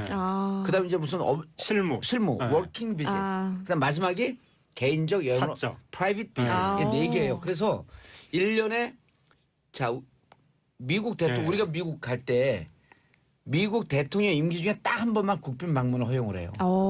임기 예. 중에 딱 한 번. 예. 그래서 우리나라는 예를 들어 노무현 대통령 같은 경우는 네. 국빈 방문을 선택을 안 했어요. 이쪽에서 이제 선택하는 대로 가는 거거든요. 예. 왜냐하면 지난번에 문재인 대통령 오피셜 비짓이거든요. 네. 근데 국빈 수준으로 해줬어요. 네. 아. 예. 그러니까 미국이 국빈 방문 서로 웬만하면 안 했으면 좋겠다. 힘드니까 격식을 예, 맞추기가. 격식 맞추기가. 그 최근에는 연미복 입어야 되고 그러니까요. 걱정했어요. 그래서 전두환 대통령이 대통령 되고 나서 국빈 방문으로 좀 가고 싶다고 미국에. 근데 미국에서 안 받아주고 그때는 예. 격식이 문제가 아니라 쿠데타 이런 부분에 있어서 약간 좀 인정해주기가 어려워서 예. 공식도 아니고 실무 방문으로 오라고. 그래서 전두환 대통령이 그때 실무 방문으로 갔는데 우리나라 언론이 그때 막 보도하기를 엄청난 환영을 받았다고 예. 막 보도를 하면서 전두환 대통령이 가는 곳마다 단비가 내렸다. 그때 미국의 땡전 뉴스라고 했죠. 가뭄이었는데 단비가 내렸다. 이런 식으로 보도를 해서 그 보도를 본 기억이 아직도 납니다. 제가. 그래서 야 어떻게 대통령은 가는 곳마다 비를 내리게 하냐 우리나라 대통령. 어린 나이에 그 생각을 기우제인가요? 했던. 어린 나이에. 되게 나이 어렸을 텐데. 근데 가는 데마다 이렇게 해가 떴을 텐데. 그건 모르겠습니다. 자, 그래서 문화 행사로 빛난 청와대 국빈 만찬. 네. 무슨 문화 행사 있었나요? 요번에 일단 경기병 서곡 양국의 어떤 관계를 씩씩하게 이끌어 나가자. 경기병 서곡을 딱 연주를 하고 예. 네. 그 다음에 박효신 씨가 노래하고 또 유태평양이라고 6살의 흥부가 완창한 천재 그 국악 소년이 있었는데 유태평양. 네, 그분이 이제 나이를 먹어서 요번에 비나리를 했고 그 외에 이창동, 전도연, 한혜진 씨 예. 이런 분들이 참석해서 상당히 뜻깊은 국빈 만찬이 되었다고 합니다. 네, 그리고 예. 트럼프 대통령이 특히 사물놀이를 굉장히 즐겨봤다고 하네요. 예. 네. 그리고 네. 그 캠프 험프리스 네, 취타대 네. 그게 아주 인상적이었다고 그랬대요. 이 트럼프 대통령이 뭐라 그러죠? 군인들이 막 하는 거 열병이라든가 예, 사열. 사열이나 그런 계통을 굉장히 좋아하는 것 같습니다. 그래서 원래 트럼프 대통령이 자기를 높여주는 떠받들어주는 거. 약간 관종과죠. 네. 네. 떠받들어주는 거 굉장히 좋아하고 군대 취미가 있고 군대스러운 걸 굉장히 좋아한답니다. 그래서 우리나라 왔을 때도 그렇고 중국에서도 그렇고 군인들이 앞에서 쫙 행동을 해주면 열병식을 좋아하는군요. 얼굴 표정이 입꼬리가 쭉 올라가는 그 표정이 나오는데 광대승천이라고 그러더라고요. 광대승천. 네. 근데 우리나라 같은 경우에는 또 조선 왕의 대접을 다 취타대가 나와서 해주니까 굉장히 좋아했다고 그러더라고요. 네. 취타대가 옛날에 있었다가 없어졌어요. 어느 대통령 때 부활한 줄 아시죠? 모릅니다. 노무현 대통령 때 부활을 한 거예요. 그리고 노무현 대통령 때 부활했는데 보통 이제 MB 박근혜 오면 또 이제 그 정치적 성향이 다르다고 해갖고 했던 걸 다 없애거든요. 네. 근데 그거는 존속돼 있던 거예요. 네. 우리 좋은 전통이니까요. 예, 취타대가 하는 그 음악 연주를 직접 들어본 사람들은요, 진짜 감동스럽대요. 오. 이건 뭐 이 피리로 무슨 그 서양 네. 이 예. 음악을 어메이징 그레이스 이런 걸 막 하는 거예요. 사진만 봐도 한번 들어보고 싶어요. 진짜 들은 사람들은 전율을 한대요. 진중권 교수가 듣고 그것도 문화평론도 잘하잖아요. 예. 너무 놀랬대요 자기가. 저렇게 아름다운 선율이 나오는데 막 소름이 돋더래. 그러니까 트럼프 대통령도 인상적이라고. 예. 예. 상당히 인상적이었겠죠. 예. 저는 또 취타대 소리가 그렇게 또 놀라운지는 지금까지 몰랐습니다. 그래도 무척 처음 아름답대요. 알았네요. 실제로 본 적이 없어서. 예. 그리고 그것도 군인들이니까 다 이렇게 그 행진을 맞춰갖고 네. 아주 각도 있게 그렇죠. 질서정연하게. 거의 헌병대에 준하게 예. 했겠죠. 그러니까 아마 트럼프 대통령이 굉장히 좋아했던 것 같고 네. 예. 그 국빈 만찬이 이런 얘기를 해도 되나? 제가 예. 국빈 만찬 이 역사가 보니까 아이젠하워 대통령 때 처음 국빈 만찬이 있었더라고요. 예. 네. 그리고 나서 나중에 포드 대통령이 오고 그랬는데 그때 아이젠하워인가 포드인가 그때가 시청 앞에서 막 100만 군중 모아놓고 막 대회하고 우리나라 환영하고 예. 그랬는데 그때 미국 카메라가 빙빙 돌다가 시청 앞에 빈민가를 비춘 거죠. 그래서 박정희 대통령이 이거 창피하다라고 해가지고 그때부터 재개발해라라고 해서 오늘날 시청 앞에 플라자 호텔이라든가 그게 그때 미국 대통령한테 보여주기 아이젠하워 위해서. 대통령 50년대니까 그러니까 아마 포드 대통령이 포드 대통령일 같습니다. 될 거예요 아마. 그래서 아마 그래가지고 예. 그 포드 카터 대통령 이럴 때는 기본적으로 180만 명씩 동원을 해서 환영 행사. 포드 대통령 포드 차량을 타고 오셨나요? 그건 모르겠어요. 어쨌든 예. 방심에다 터졌네요. 방심할 때훅 들어오죠. 네, 훅 들어왔네요. 근데 네. 이제 80년대로 넘어가서 레이건 예. 대통령으로 가면 환영 인파가 150만 명으로 줄어들고 그다음에 아버지 부시로 넘어가면 환영 인파 사라지고 대신에 이 총리가 영접을 가고 예. 나중에는 국빈 방문이라 하더라도 그냥 장관 수준에서 영접을 가고 그러니까 우리나라 이 정권의 정통성이 강해지면 강해질수록 굳이 미국에 그렇게 엄청나게 환영을 할 필요가 없는. 국빈 방문은요 기본적으로 장관은 나가야 돼요. 그러니까 이 국빈 방문이 공항 영접을 장관이 나가는 그렇죠. 건데 장차관이 가죠. 장관이 가야죠. 장관이 나가는 건데 과거에 정통성이 약했을 때는 총리가 나가기도 하고 전두환 대통령 때는 대통령 부부가 직접 공항까지 나가서 그렇게 했다는 거죠. 그랬군요. 자 이번에 여러 스타들이 참석을 했는데 네. 어떤 인연으로 발탁이 된 거예요? 네, 이번에 일단 제일 눈에 띄었던 거는 가수 박효신 씨였던 박효신. 것 같아요. 네. 네. 박효신 씨가 이런 공식석상 이런 곳에서 좀 저희가 생각했을 때 뭐 조수미 씨라든지 그랬죠. 뭐 이승철 씨 뭐 저희가 늘 보던 분들이 계세요. 뭐 가수 싸이 씨라든지 여러분들이 있는데 이번에는 박효신 씨는 이런 공식 행사에 많이 등장했던 분은 아니었는데 박효신 씨가 이번에 야생화라는 거를 불렀거든요. 어허. 근데 이 야생화가 박효신 씨가 이제 소속사와의 분쟁 때문에 되게 힘든 시간을 보내다가 본인이 직접 이제 가사를 써서 나온 게 바로 이 야생화라는 곡인데 가사가 굉장히 좋아요. 이 가사가 굉장히 어려운 시기에 하나의 꽃이 피었는데 그게 이제 야생화다 뭐 이런 거였는데 제 주제곡 같기도 한데. 그런가요? 예. 봉생화 같은 거. 부탁했네. 갑자기 훅 들어오는데. 네, 야봉화라고 안 그런 게 천만 다행이네. 근데 뉘앙스가 조금 네. 방심하고 있다 훅 먹었어. 아, 네. 그래서 이제 박효신 씨가 나왔는데 예. 노래는 비공개 공연이었기 때문에 얼만큼 감동적이었는지는 잘 모르지만 뭐 청와대에서 밝힌 바 뒤늦게 이제 밝힌 바에 따르면 브리핑 굉장히 했을 거 아니에요? 그렇죠. 굉장히 좋았다고 하고요.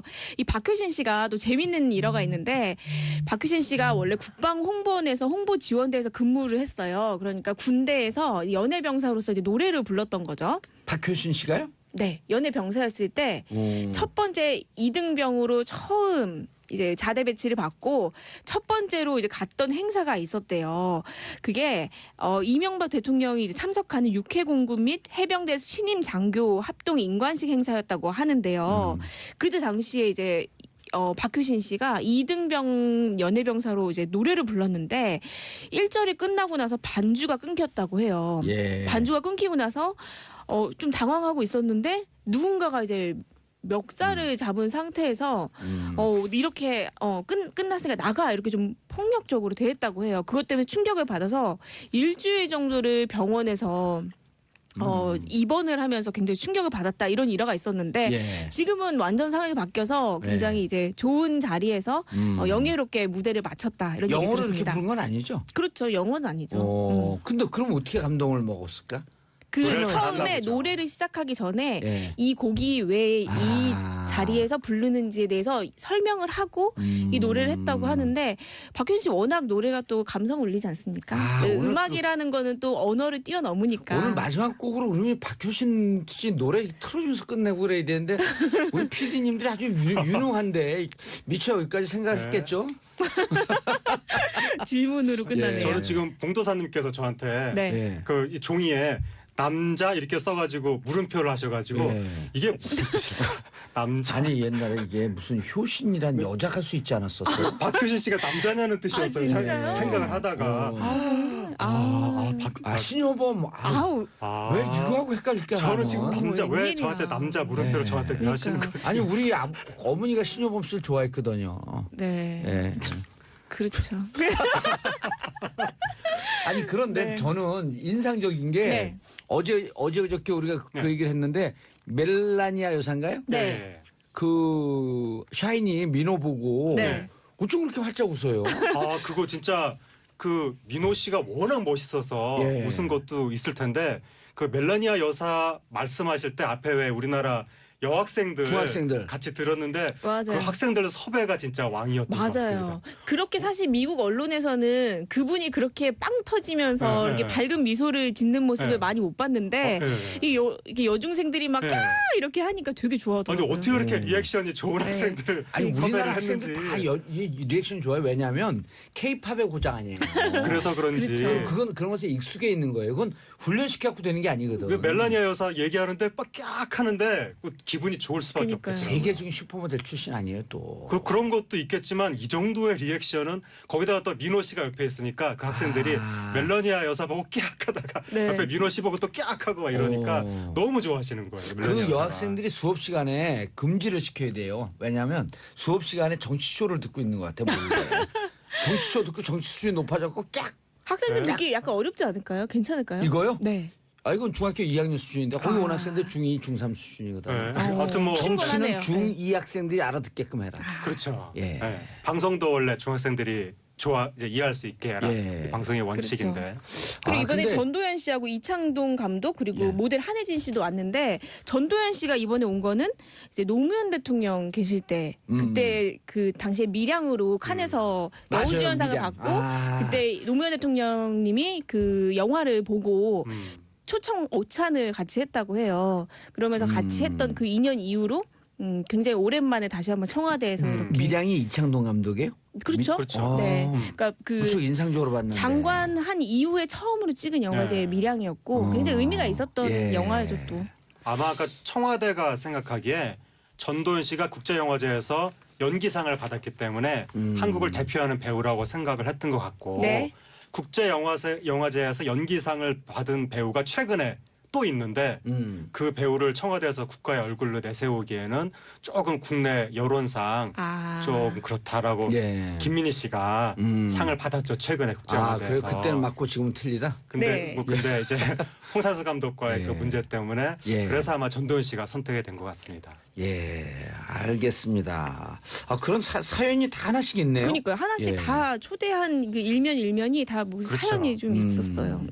자, 강경 기자님 또 네. 김광석 사망 재수사 발표한다? 네, 조금 전인 10시에 이제 예. 경찰이 수사 발표를 했습니다. 일단 서혜순 씨가 딸에 대한 유기치사 혐의와 그리고 소송 사기 부분에 대해서 이제 고발이 됐었죠. 예. 이 부분에 대해서 경찰이 2달여간 이제 수사를 진행한 끝에 무혐의로 이제 사건을 마무리 짓고 검찰에 불기소 의견을 송치했다고 합니다. 예.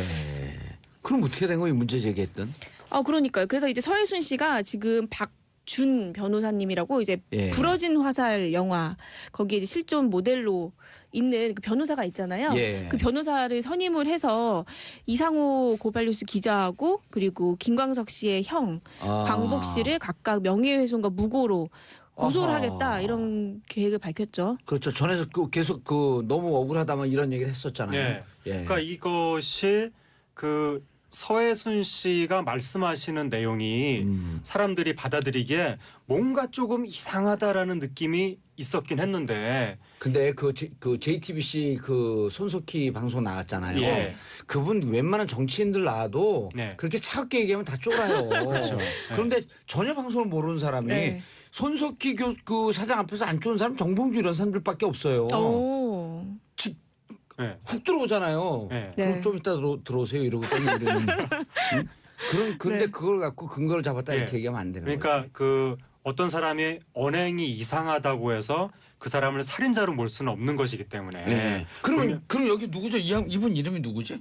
누구요? 뭐 어떤 서해순 씨 나오고. 하재근 하재근 평론가님. 평론가. 저요? 하재근 평론가나 저나 면전에다 대고 다 이상해요. 다 이상한 사람이기 때문에 네. 우리 다 살인자를 몰리는 거예요. 하재근 살인자, 저는 내 정봉주 살인자. 주위에 사망한 사람이 아직 없어서.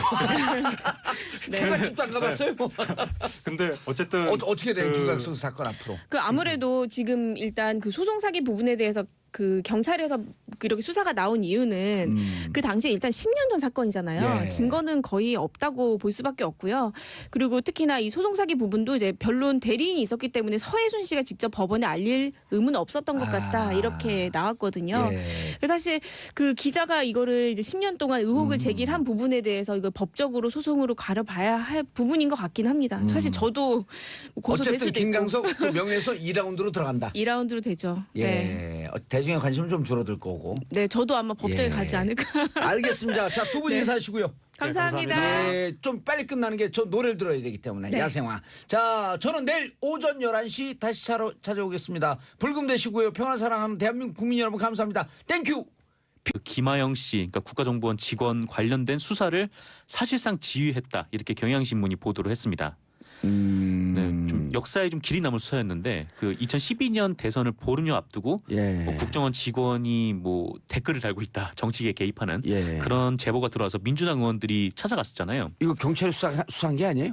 그러니까 경찰이 수사를 했죠. 예. 그리고 정말 의아했던 점은 갑자기 중간 수사 결과라고 발표를 했어요. 밤 11시에요? 네, 밤 11시에. 그것도 대선 후보들 토론 들어가기 바로 직전에. 네. 근데 또 그거를 또 박근혜 전 대통령이 그거 마치 이제 그 토론 발표가 들어가서. 나오기 전에 어. 토론에 들어가서 이거는 국정원 여직원이 뭐 무혐의 처분나지 않았냐, 뭐 인권 침해다, 뭐 이런 식의 얘기를 했었죠. 그 수사를 국정원에서 지휘했다고요? 네, 그런 정황이 나왔다는 겁니다. 이게 어떤 거냐면은 그 국정원이 당시 경찰 관계자와 통화를 하면서 뭐 김하영의 출석 문제부터 예. 노트북 제출, 뭐 중간 수사 결과 발표 이런 것까지 일정까지 논의를 했다라는 건데요. 9일 경찰의 국정원 댓글 공작 수사를 지휘했던 그 김모 서울지방경찰청 수사 2계장이라는 사람이 있어요. 예. 김 계장이라고 제가 말씀을 드릴 건데 이 사람이 이제 참고인 진술을 통해서 그 김하영이 댓글 공작을 한 것으로 의심되는 노트북을 제출하겠다고 하기 1시간 반 전에 본인이 국정원 직원과 통화했다. 이렇게 얘기를 했고요. 지금 그렇게 그런 진술이 나온 건가요? 네, 참고인 오. 조사에서 그런 진술이 나왔답니다. 어허. 그래서 이 통화를 해서 뭐 통화 당시 뭐 당시 관할 경찰서에 있던 수서 경찰서를 제끼고 서울지방경찰청이 이제 국정원과 대화를 해서 이 김하영의 노트북을 어떻게 할 건지를 논의를 했다는 거예요. 야. 근데 이와 함께 그 김 계장은 포렌식 결과 그 삭제된 아이디를 복원을 했음에도 불구하고 그때 복원을 했을 때 국정원에 문자를 보내고 통화를 해서 이 포렌식 상황을 전달했다고 합니다. 여기까지는 뭐 경찰과 국정원이 그냥 일종의 뭐 내통이라고 할까요? 하여튼 그런 정황인데 예. 이제 중요한 거는 계속 그 공조를 했네요. 그렇죠. 그 공조를 한 수사 정황이죠. 기밀을 다 유출하고. 네, 국정원은 피의자잖아요. 만약에 예. 이 사건에 대해서. 그렇죠. 뭐 그런 상황에서 사실상 그 정보를 그대로 노출한 건데 아하. 아울러서 이 국정원은 그 김 계장한테 중간 수사 결과를 빨리 발표하라 이런 종용을 어머. 했다고도 합니다.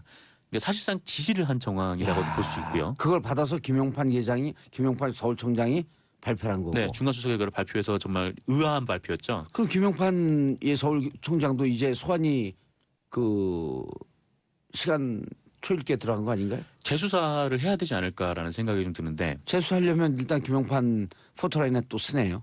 그렇죠. 만약에 뭐 이런 것들이 국정원에 개입한 정황이 나오면은 피고인과 만약 내통한 거기 때문에 예. 이 그 수사 2계장 정도가 국정원과 그렇게 다이렉트로 뭔가 연결이 되기는 좀 어렵지 않습니까? 예. 뭔가 좀 더 윗선에 좀 윗선에. 닿지 않았을까라는 그런 의심도 좀 드는 상황이고요. 기승전 MB 네, 그렇습니다. 뭐 가만히 보면 그때 당시에 국정원이 경찰이 중간 수사 결과 발표하고 10분도 안 돼서 성명을 냈어요.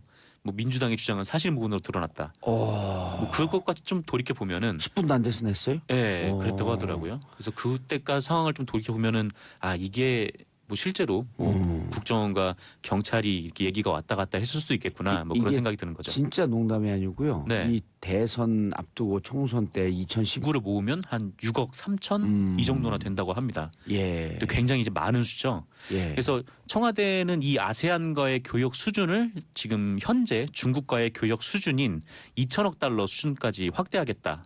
네, 이렇게 구상을 하고 있습니다. 예.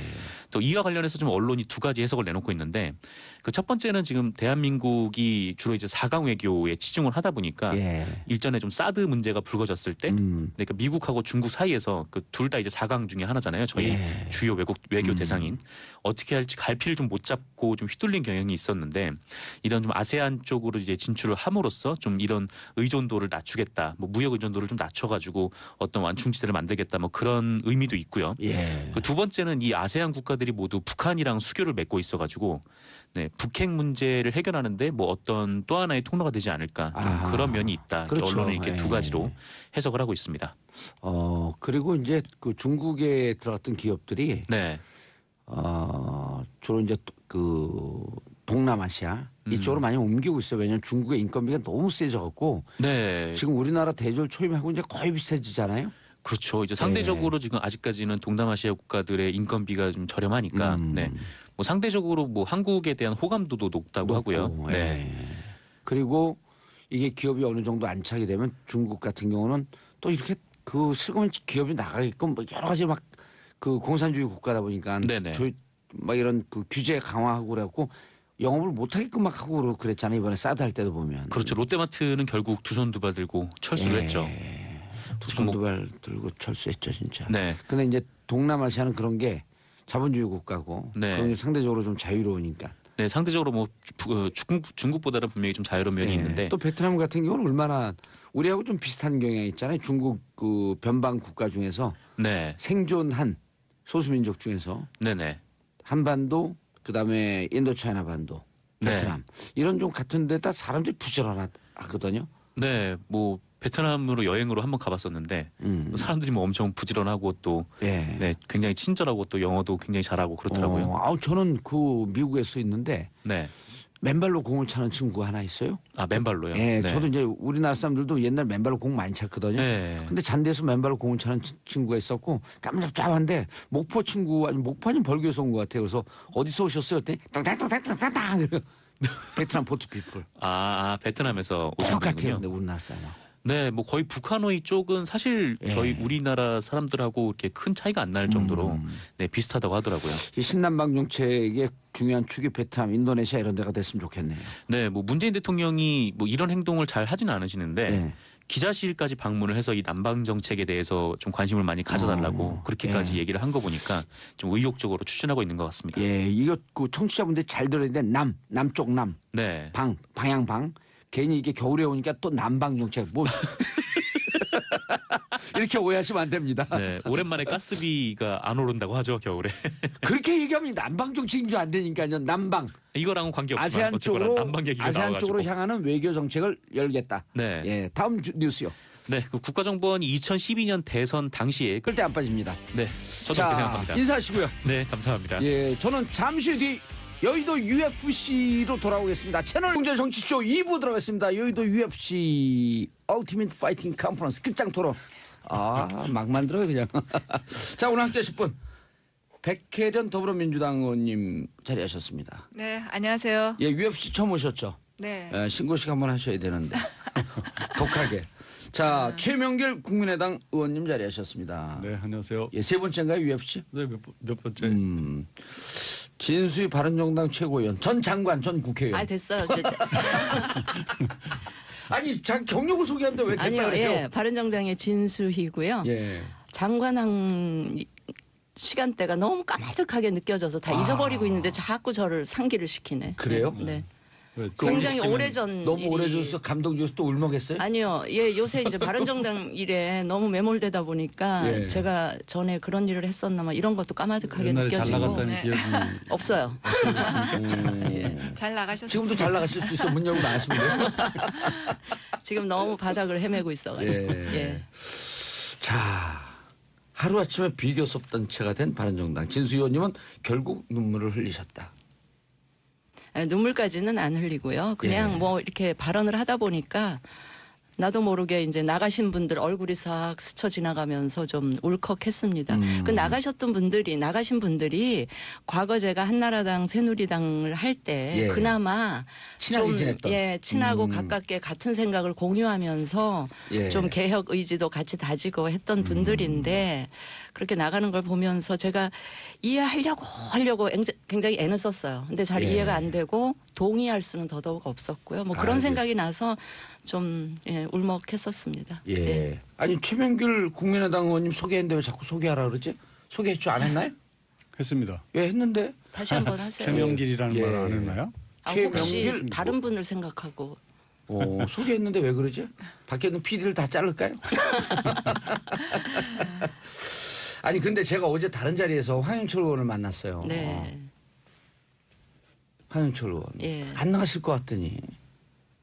지금 그래서 이제 바른정당 어떻게 되는 겁니까?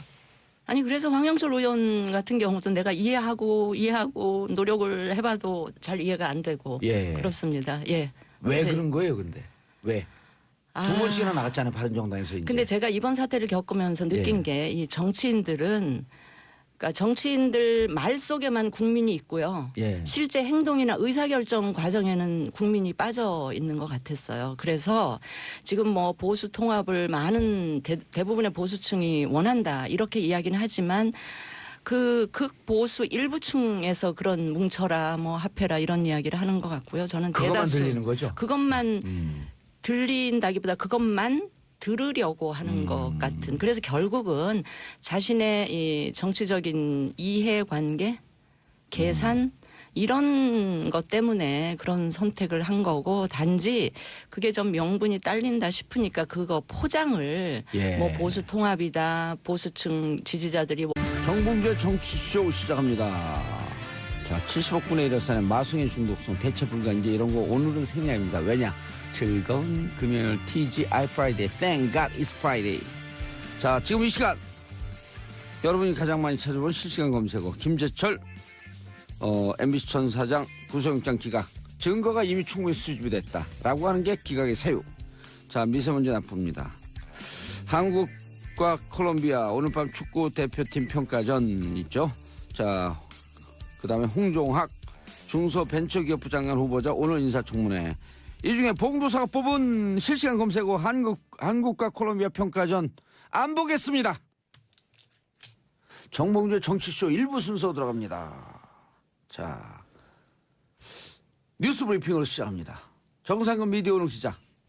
네, 안녕하십니까. 정상근 미디어 기자입니다. 다른 데서도 잘했는데 여기 뉴스 브리핑 오니까 더 잘해요. 아, 제가요? 예. 아, 제 다른 방송 안 들으시잖아요. 누구요? 제가요? 네. 이렇게 눈에 다 씌여 있어요. 아, 다스요? 그러면 네. 다 쓰여 있어요. 아, 네, 알겠습니다. 오늘 터졌어. 아, 다 네. 쓰여. 예. 출연한 지 한 달 만에. 제 이름이 뭐죠? 전봉주 의원이요. 정봉쥐. 아, 네. 넘어갈까요? 네. 오늘도 위험하네요. 다스의 정봉쥐. 자기 이름으로 이렇게 희생을 해서. MB가 뭐 해준 말인 줄 알아요?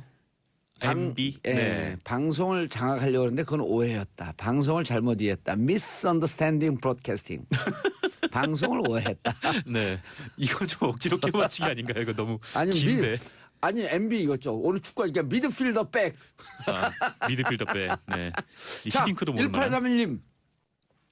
봉도사님도 저와 같은 생각이시군요. 우리나라 요즘 축구하는 거 보면 스트레스가 더 쌓여서 저도는 패스입니다.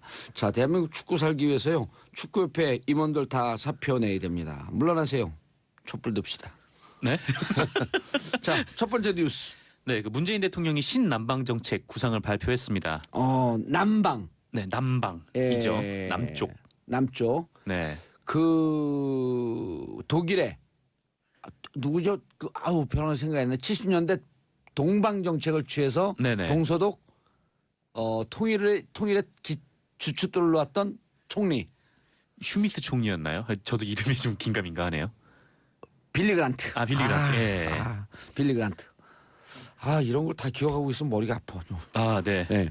그래서 저는 그래서 기억 안 신남방 하고 정책이라고 있습니다. 하는 것은 그런 그 빌리 그란트의 동방 정책과 유사하게 뭘 만든 거죠. 그렇죠. 좀 유사하죠. 그러니까 예. 문재인 대통령이 이제 에이펙 정상회담으로 정상회담이 열리는 예. 베트남으로 가기 전에 인도네시아에 국빈 방문 중인데요. 그러니까 문재인 대통령은 9일 한국 인도네시아 재개 간담회에서 이제는 인도네시아를 비롯해서 아세안 국가와의 외교 관계를 4대국 수준으로 격상해야 한다 이렇게 밝혔습니다. 아시다시피 이제 아세안이라고 하면 동남아시아 예. 국가연합을 뜻하는 인도네시아가 거고요. 인구가 몇인 줄 아세요? 2억입니다. 2억이 넘어요. 네, 2억이 넘죠. 2억 7천만인가 뭐 이렇게 되잖아요. 그 GDP도 거의 우리나라랑 뭐 큰 차이가 안 난다고 해요. 그 생각한 것보다 뭐 경제적으로 굉장히 강한 나라고 예. 이 아세안 국가들의 그러면 이렇게 정치가 개판이 되고 야당이 이거에 대응을 못한 이유 중에 하나가 뭔지 아세요?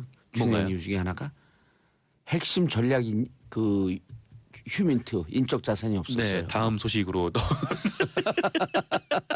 누굴 얘기하는지 이제 들어도 알 진행하고 것 같아요. 싶어요. 네? 진행하고 싶어요. 회사 사표 내고 오세요. 회사 그럼 사표를 왜 내요? 진행 받아줄게. 진행이요? 와갖고 1분만 딱 진행시키고 가세요. 네. 자, 다음 3,000원어치만. 네. 네, 김재철 전 MBC 사장에 대한 검찰의 구속영장이 기각됐습니다. 사유가 좀 이상해요. 사유가 이상하죠. 예. 이 강부영 영장 전담 판사가 주장한 그 판결을 한 바에 따르면 예. 기각을 한 사유가 사실관계에 대한 증거가 대부분 수집됐다라는 거예요. 예. 수사를 한 사람이 아니잖아요. 이 영장 전담 판사는. 근데 이게 대부분 수집됐다는 거는 어떻게 판단했을까라는 생각이 좀 의아하고 뭐 두 번째는 피의자의 직업, 주거 등에 비춰 도망의 염려가 크지 않다. 예. 이거는 뭐 영장 기각할 때마다 나오는 사유니까 뭐 그냥 일반적이고요. 그리고 또 하나는 주요 혐의인 국정원법 위반죄는 원래 국가정보원 직원의 위법 행위를 처벌하기 위한 것으로 그 신분이 없는 피의자가 이에 가담하였는지를 다투고 있다. 뭐 그렇기 때문에 이제 기각을 한다는 건데 이게 무슨 말인지 잘 와닿지가 않잖아요. 그러니까 이거 국정원법 위반 혐의가 있으니까 예. 국정원법 위반 혐의는 국정원 직원한테 물어봐라. 네. 그 책임을 물어야 되는 거고 뭐 이 김재철 사람이 한테는, 뭐 실제로 가담하였는지는 잘 모르겠다. 근데 그래놓고 사실관계에 대한 증거가 대부분 수집됐다 이렇게 얘기를 했으니 이게 앞뒤가 잘 안 맞는 좀 예. 그런 상황인 거죠. 고향이 어디세요? 그러니까 광주에서 태어난 경상도 사람이에요. 예, 그렇죠. 네, 고향이 어디세요? 그러니까 부산에서 태어난 전라도 사람이에요. 뭐 그런 셈이죠. 네. 그게 뭐예요, 그게? 네. 예. 좀 의아한 거죠. 예. 네. 채식주의자인데 뭐 고기 먹어요, 막 이런. 그렇죠. 짜장면집 중국집 들어가고 뭐 드릴까요? 그러니까 짜장면을 시키는데 나올 땐 짬뽕으로 내주세요. 안 맞나 그건? 네, 요거는 좀. 채식주의자인데 고기 먹어 이게 맞네. 네. 예. 어쨌건 이게 앞뒤가 좀 안 맞는 예. 판시다 보니까 좀 논란이 좀 담배 많은 것 같아요. 끊었는데 술 마셔요. 그거 그럴 수도 있죠. 네. 자, 어쨌든 앞뒤가 안 맞아요. 네, 앞뒤가 안 맞죠. 강부영 판사는 고대 나왔어요? 네, 고대 나와서 예. 이 강부현 판사가 올해 2월에 영장 전담 판사로 판사로 왔어요? 부임을 했어요. 예. 부임을 하고 그 박근혜 전 대통령 그리고 이재용 삼성전자 부회장에 대해서 구속영장을 받았어요. 발부했어요. 예, 1차는 기각하지 않아. 기각할 때는 아니었었나 이분이? 네, 발부를 한 걸로 예. 저는 알고 있고. 근데 다만 이제 정유라 그리고 음. 추명호 국정원 국장 예. 네, 추명호에 대해서는 1차 구속영장이 제출됐을 때 그때 기각을 한 판사기도 합니다. 강부영 판사는 고대를 나왔고 서양이 박지만 씨 부인 서양이 씨하고 아주 절친이라 그러죠? 네, 그 부분은 제가 잘 모르겠어요. 주진우 기자의 주장입니다. 주진우. 예, 그리고 강부영 씨 부인도 법조인인데 판사인가 검사로 알고 있는데 또 서영희 씨하고 절친이라고. 그래서 박근혜 마담사지시네요. 대통령, 아니, 그 고대 이제 동기들이니까. 고대 동기들이라서. 그러니까 이제 주진우 기자가 네. 그때 박근혜 영장할 때 우려하는 글을 SNS상에 올린 게 기억이 나요. 예, 그 기분 주진우 제가 들어본 것 주장입니다. 같아요. 예, 저하고 무관합니다. 네. 자, 김성경님, 정상근 기자님 살 빠지시면 잘생긴 페이스 신드 흐흐. 근데 조건이 네, 틀렸습니다. 감사합니다. 살 빠지시면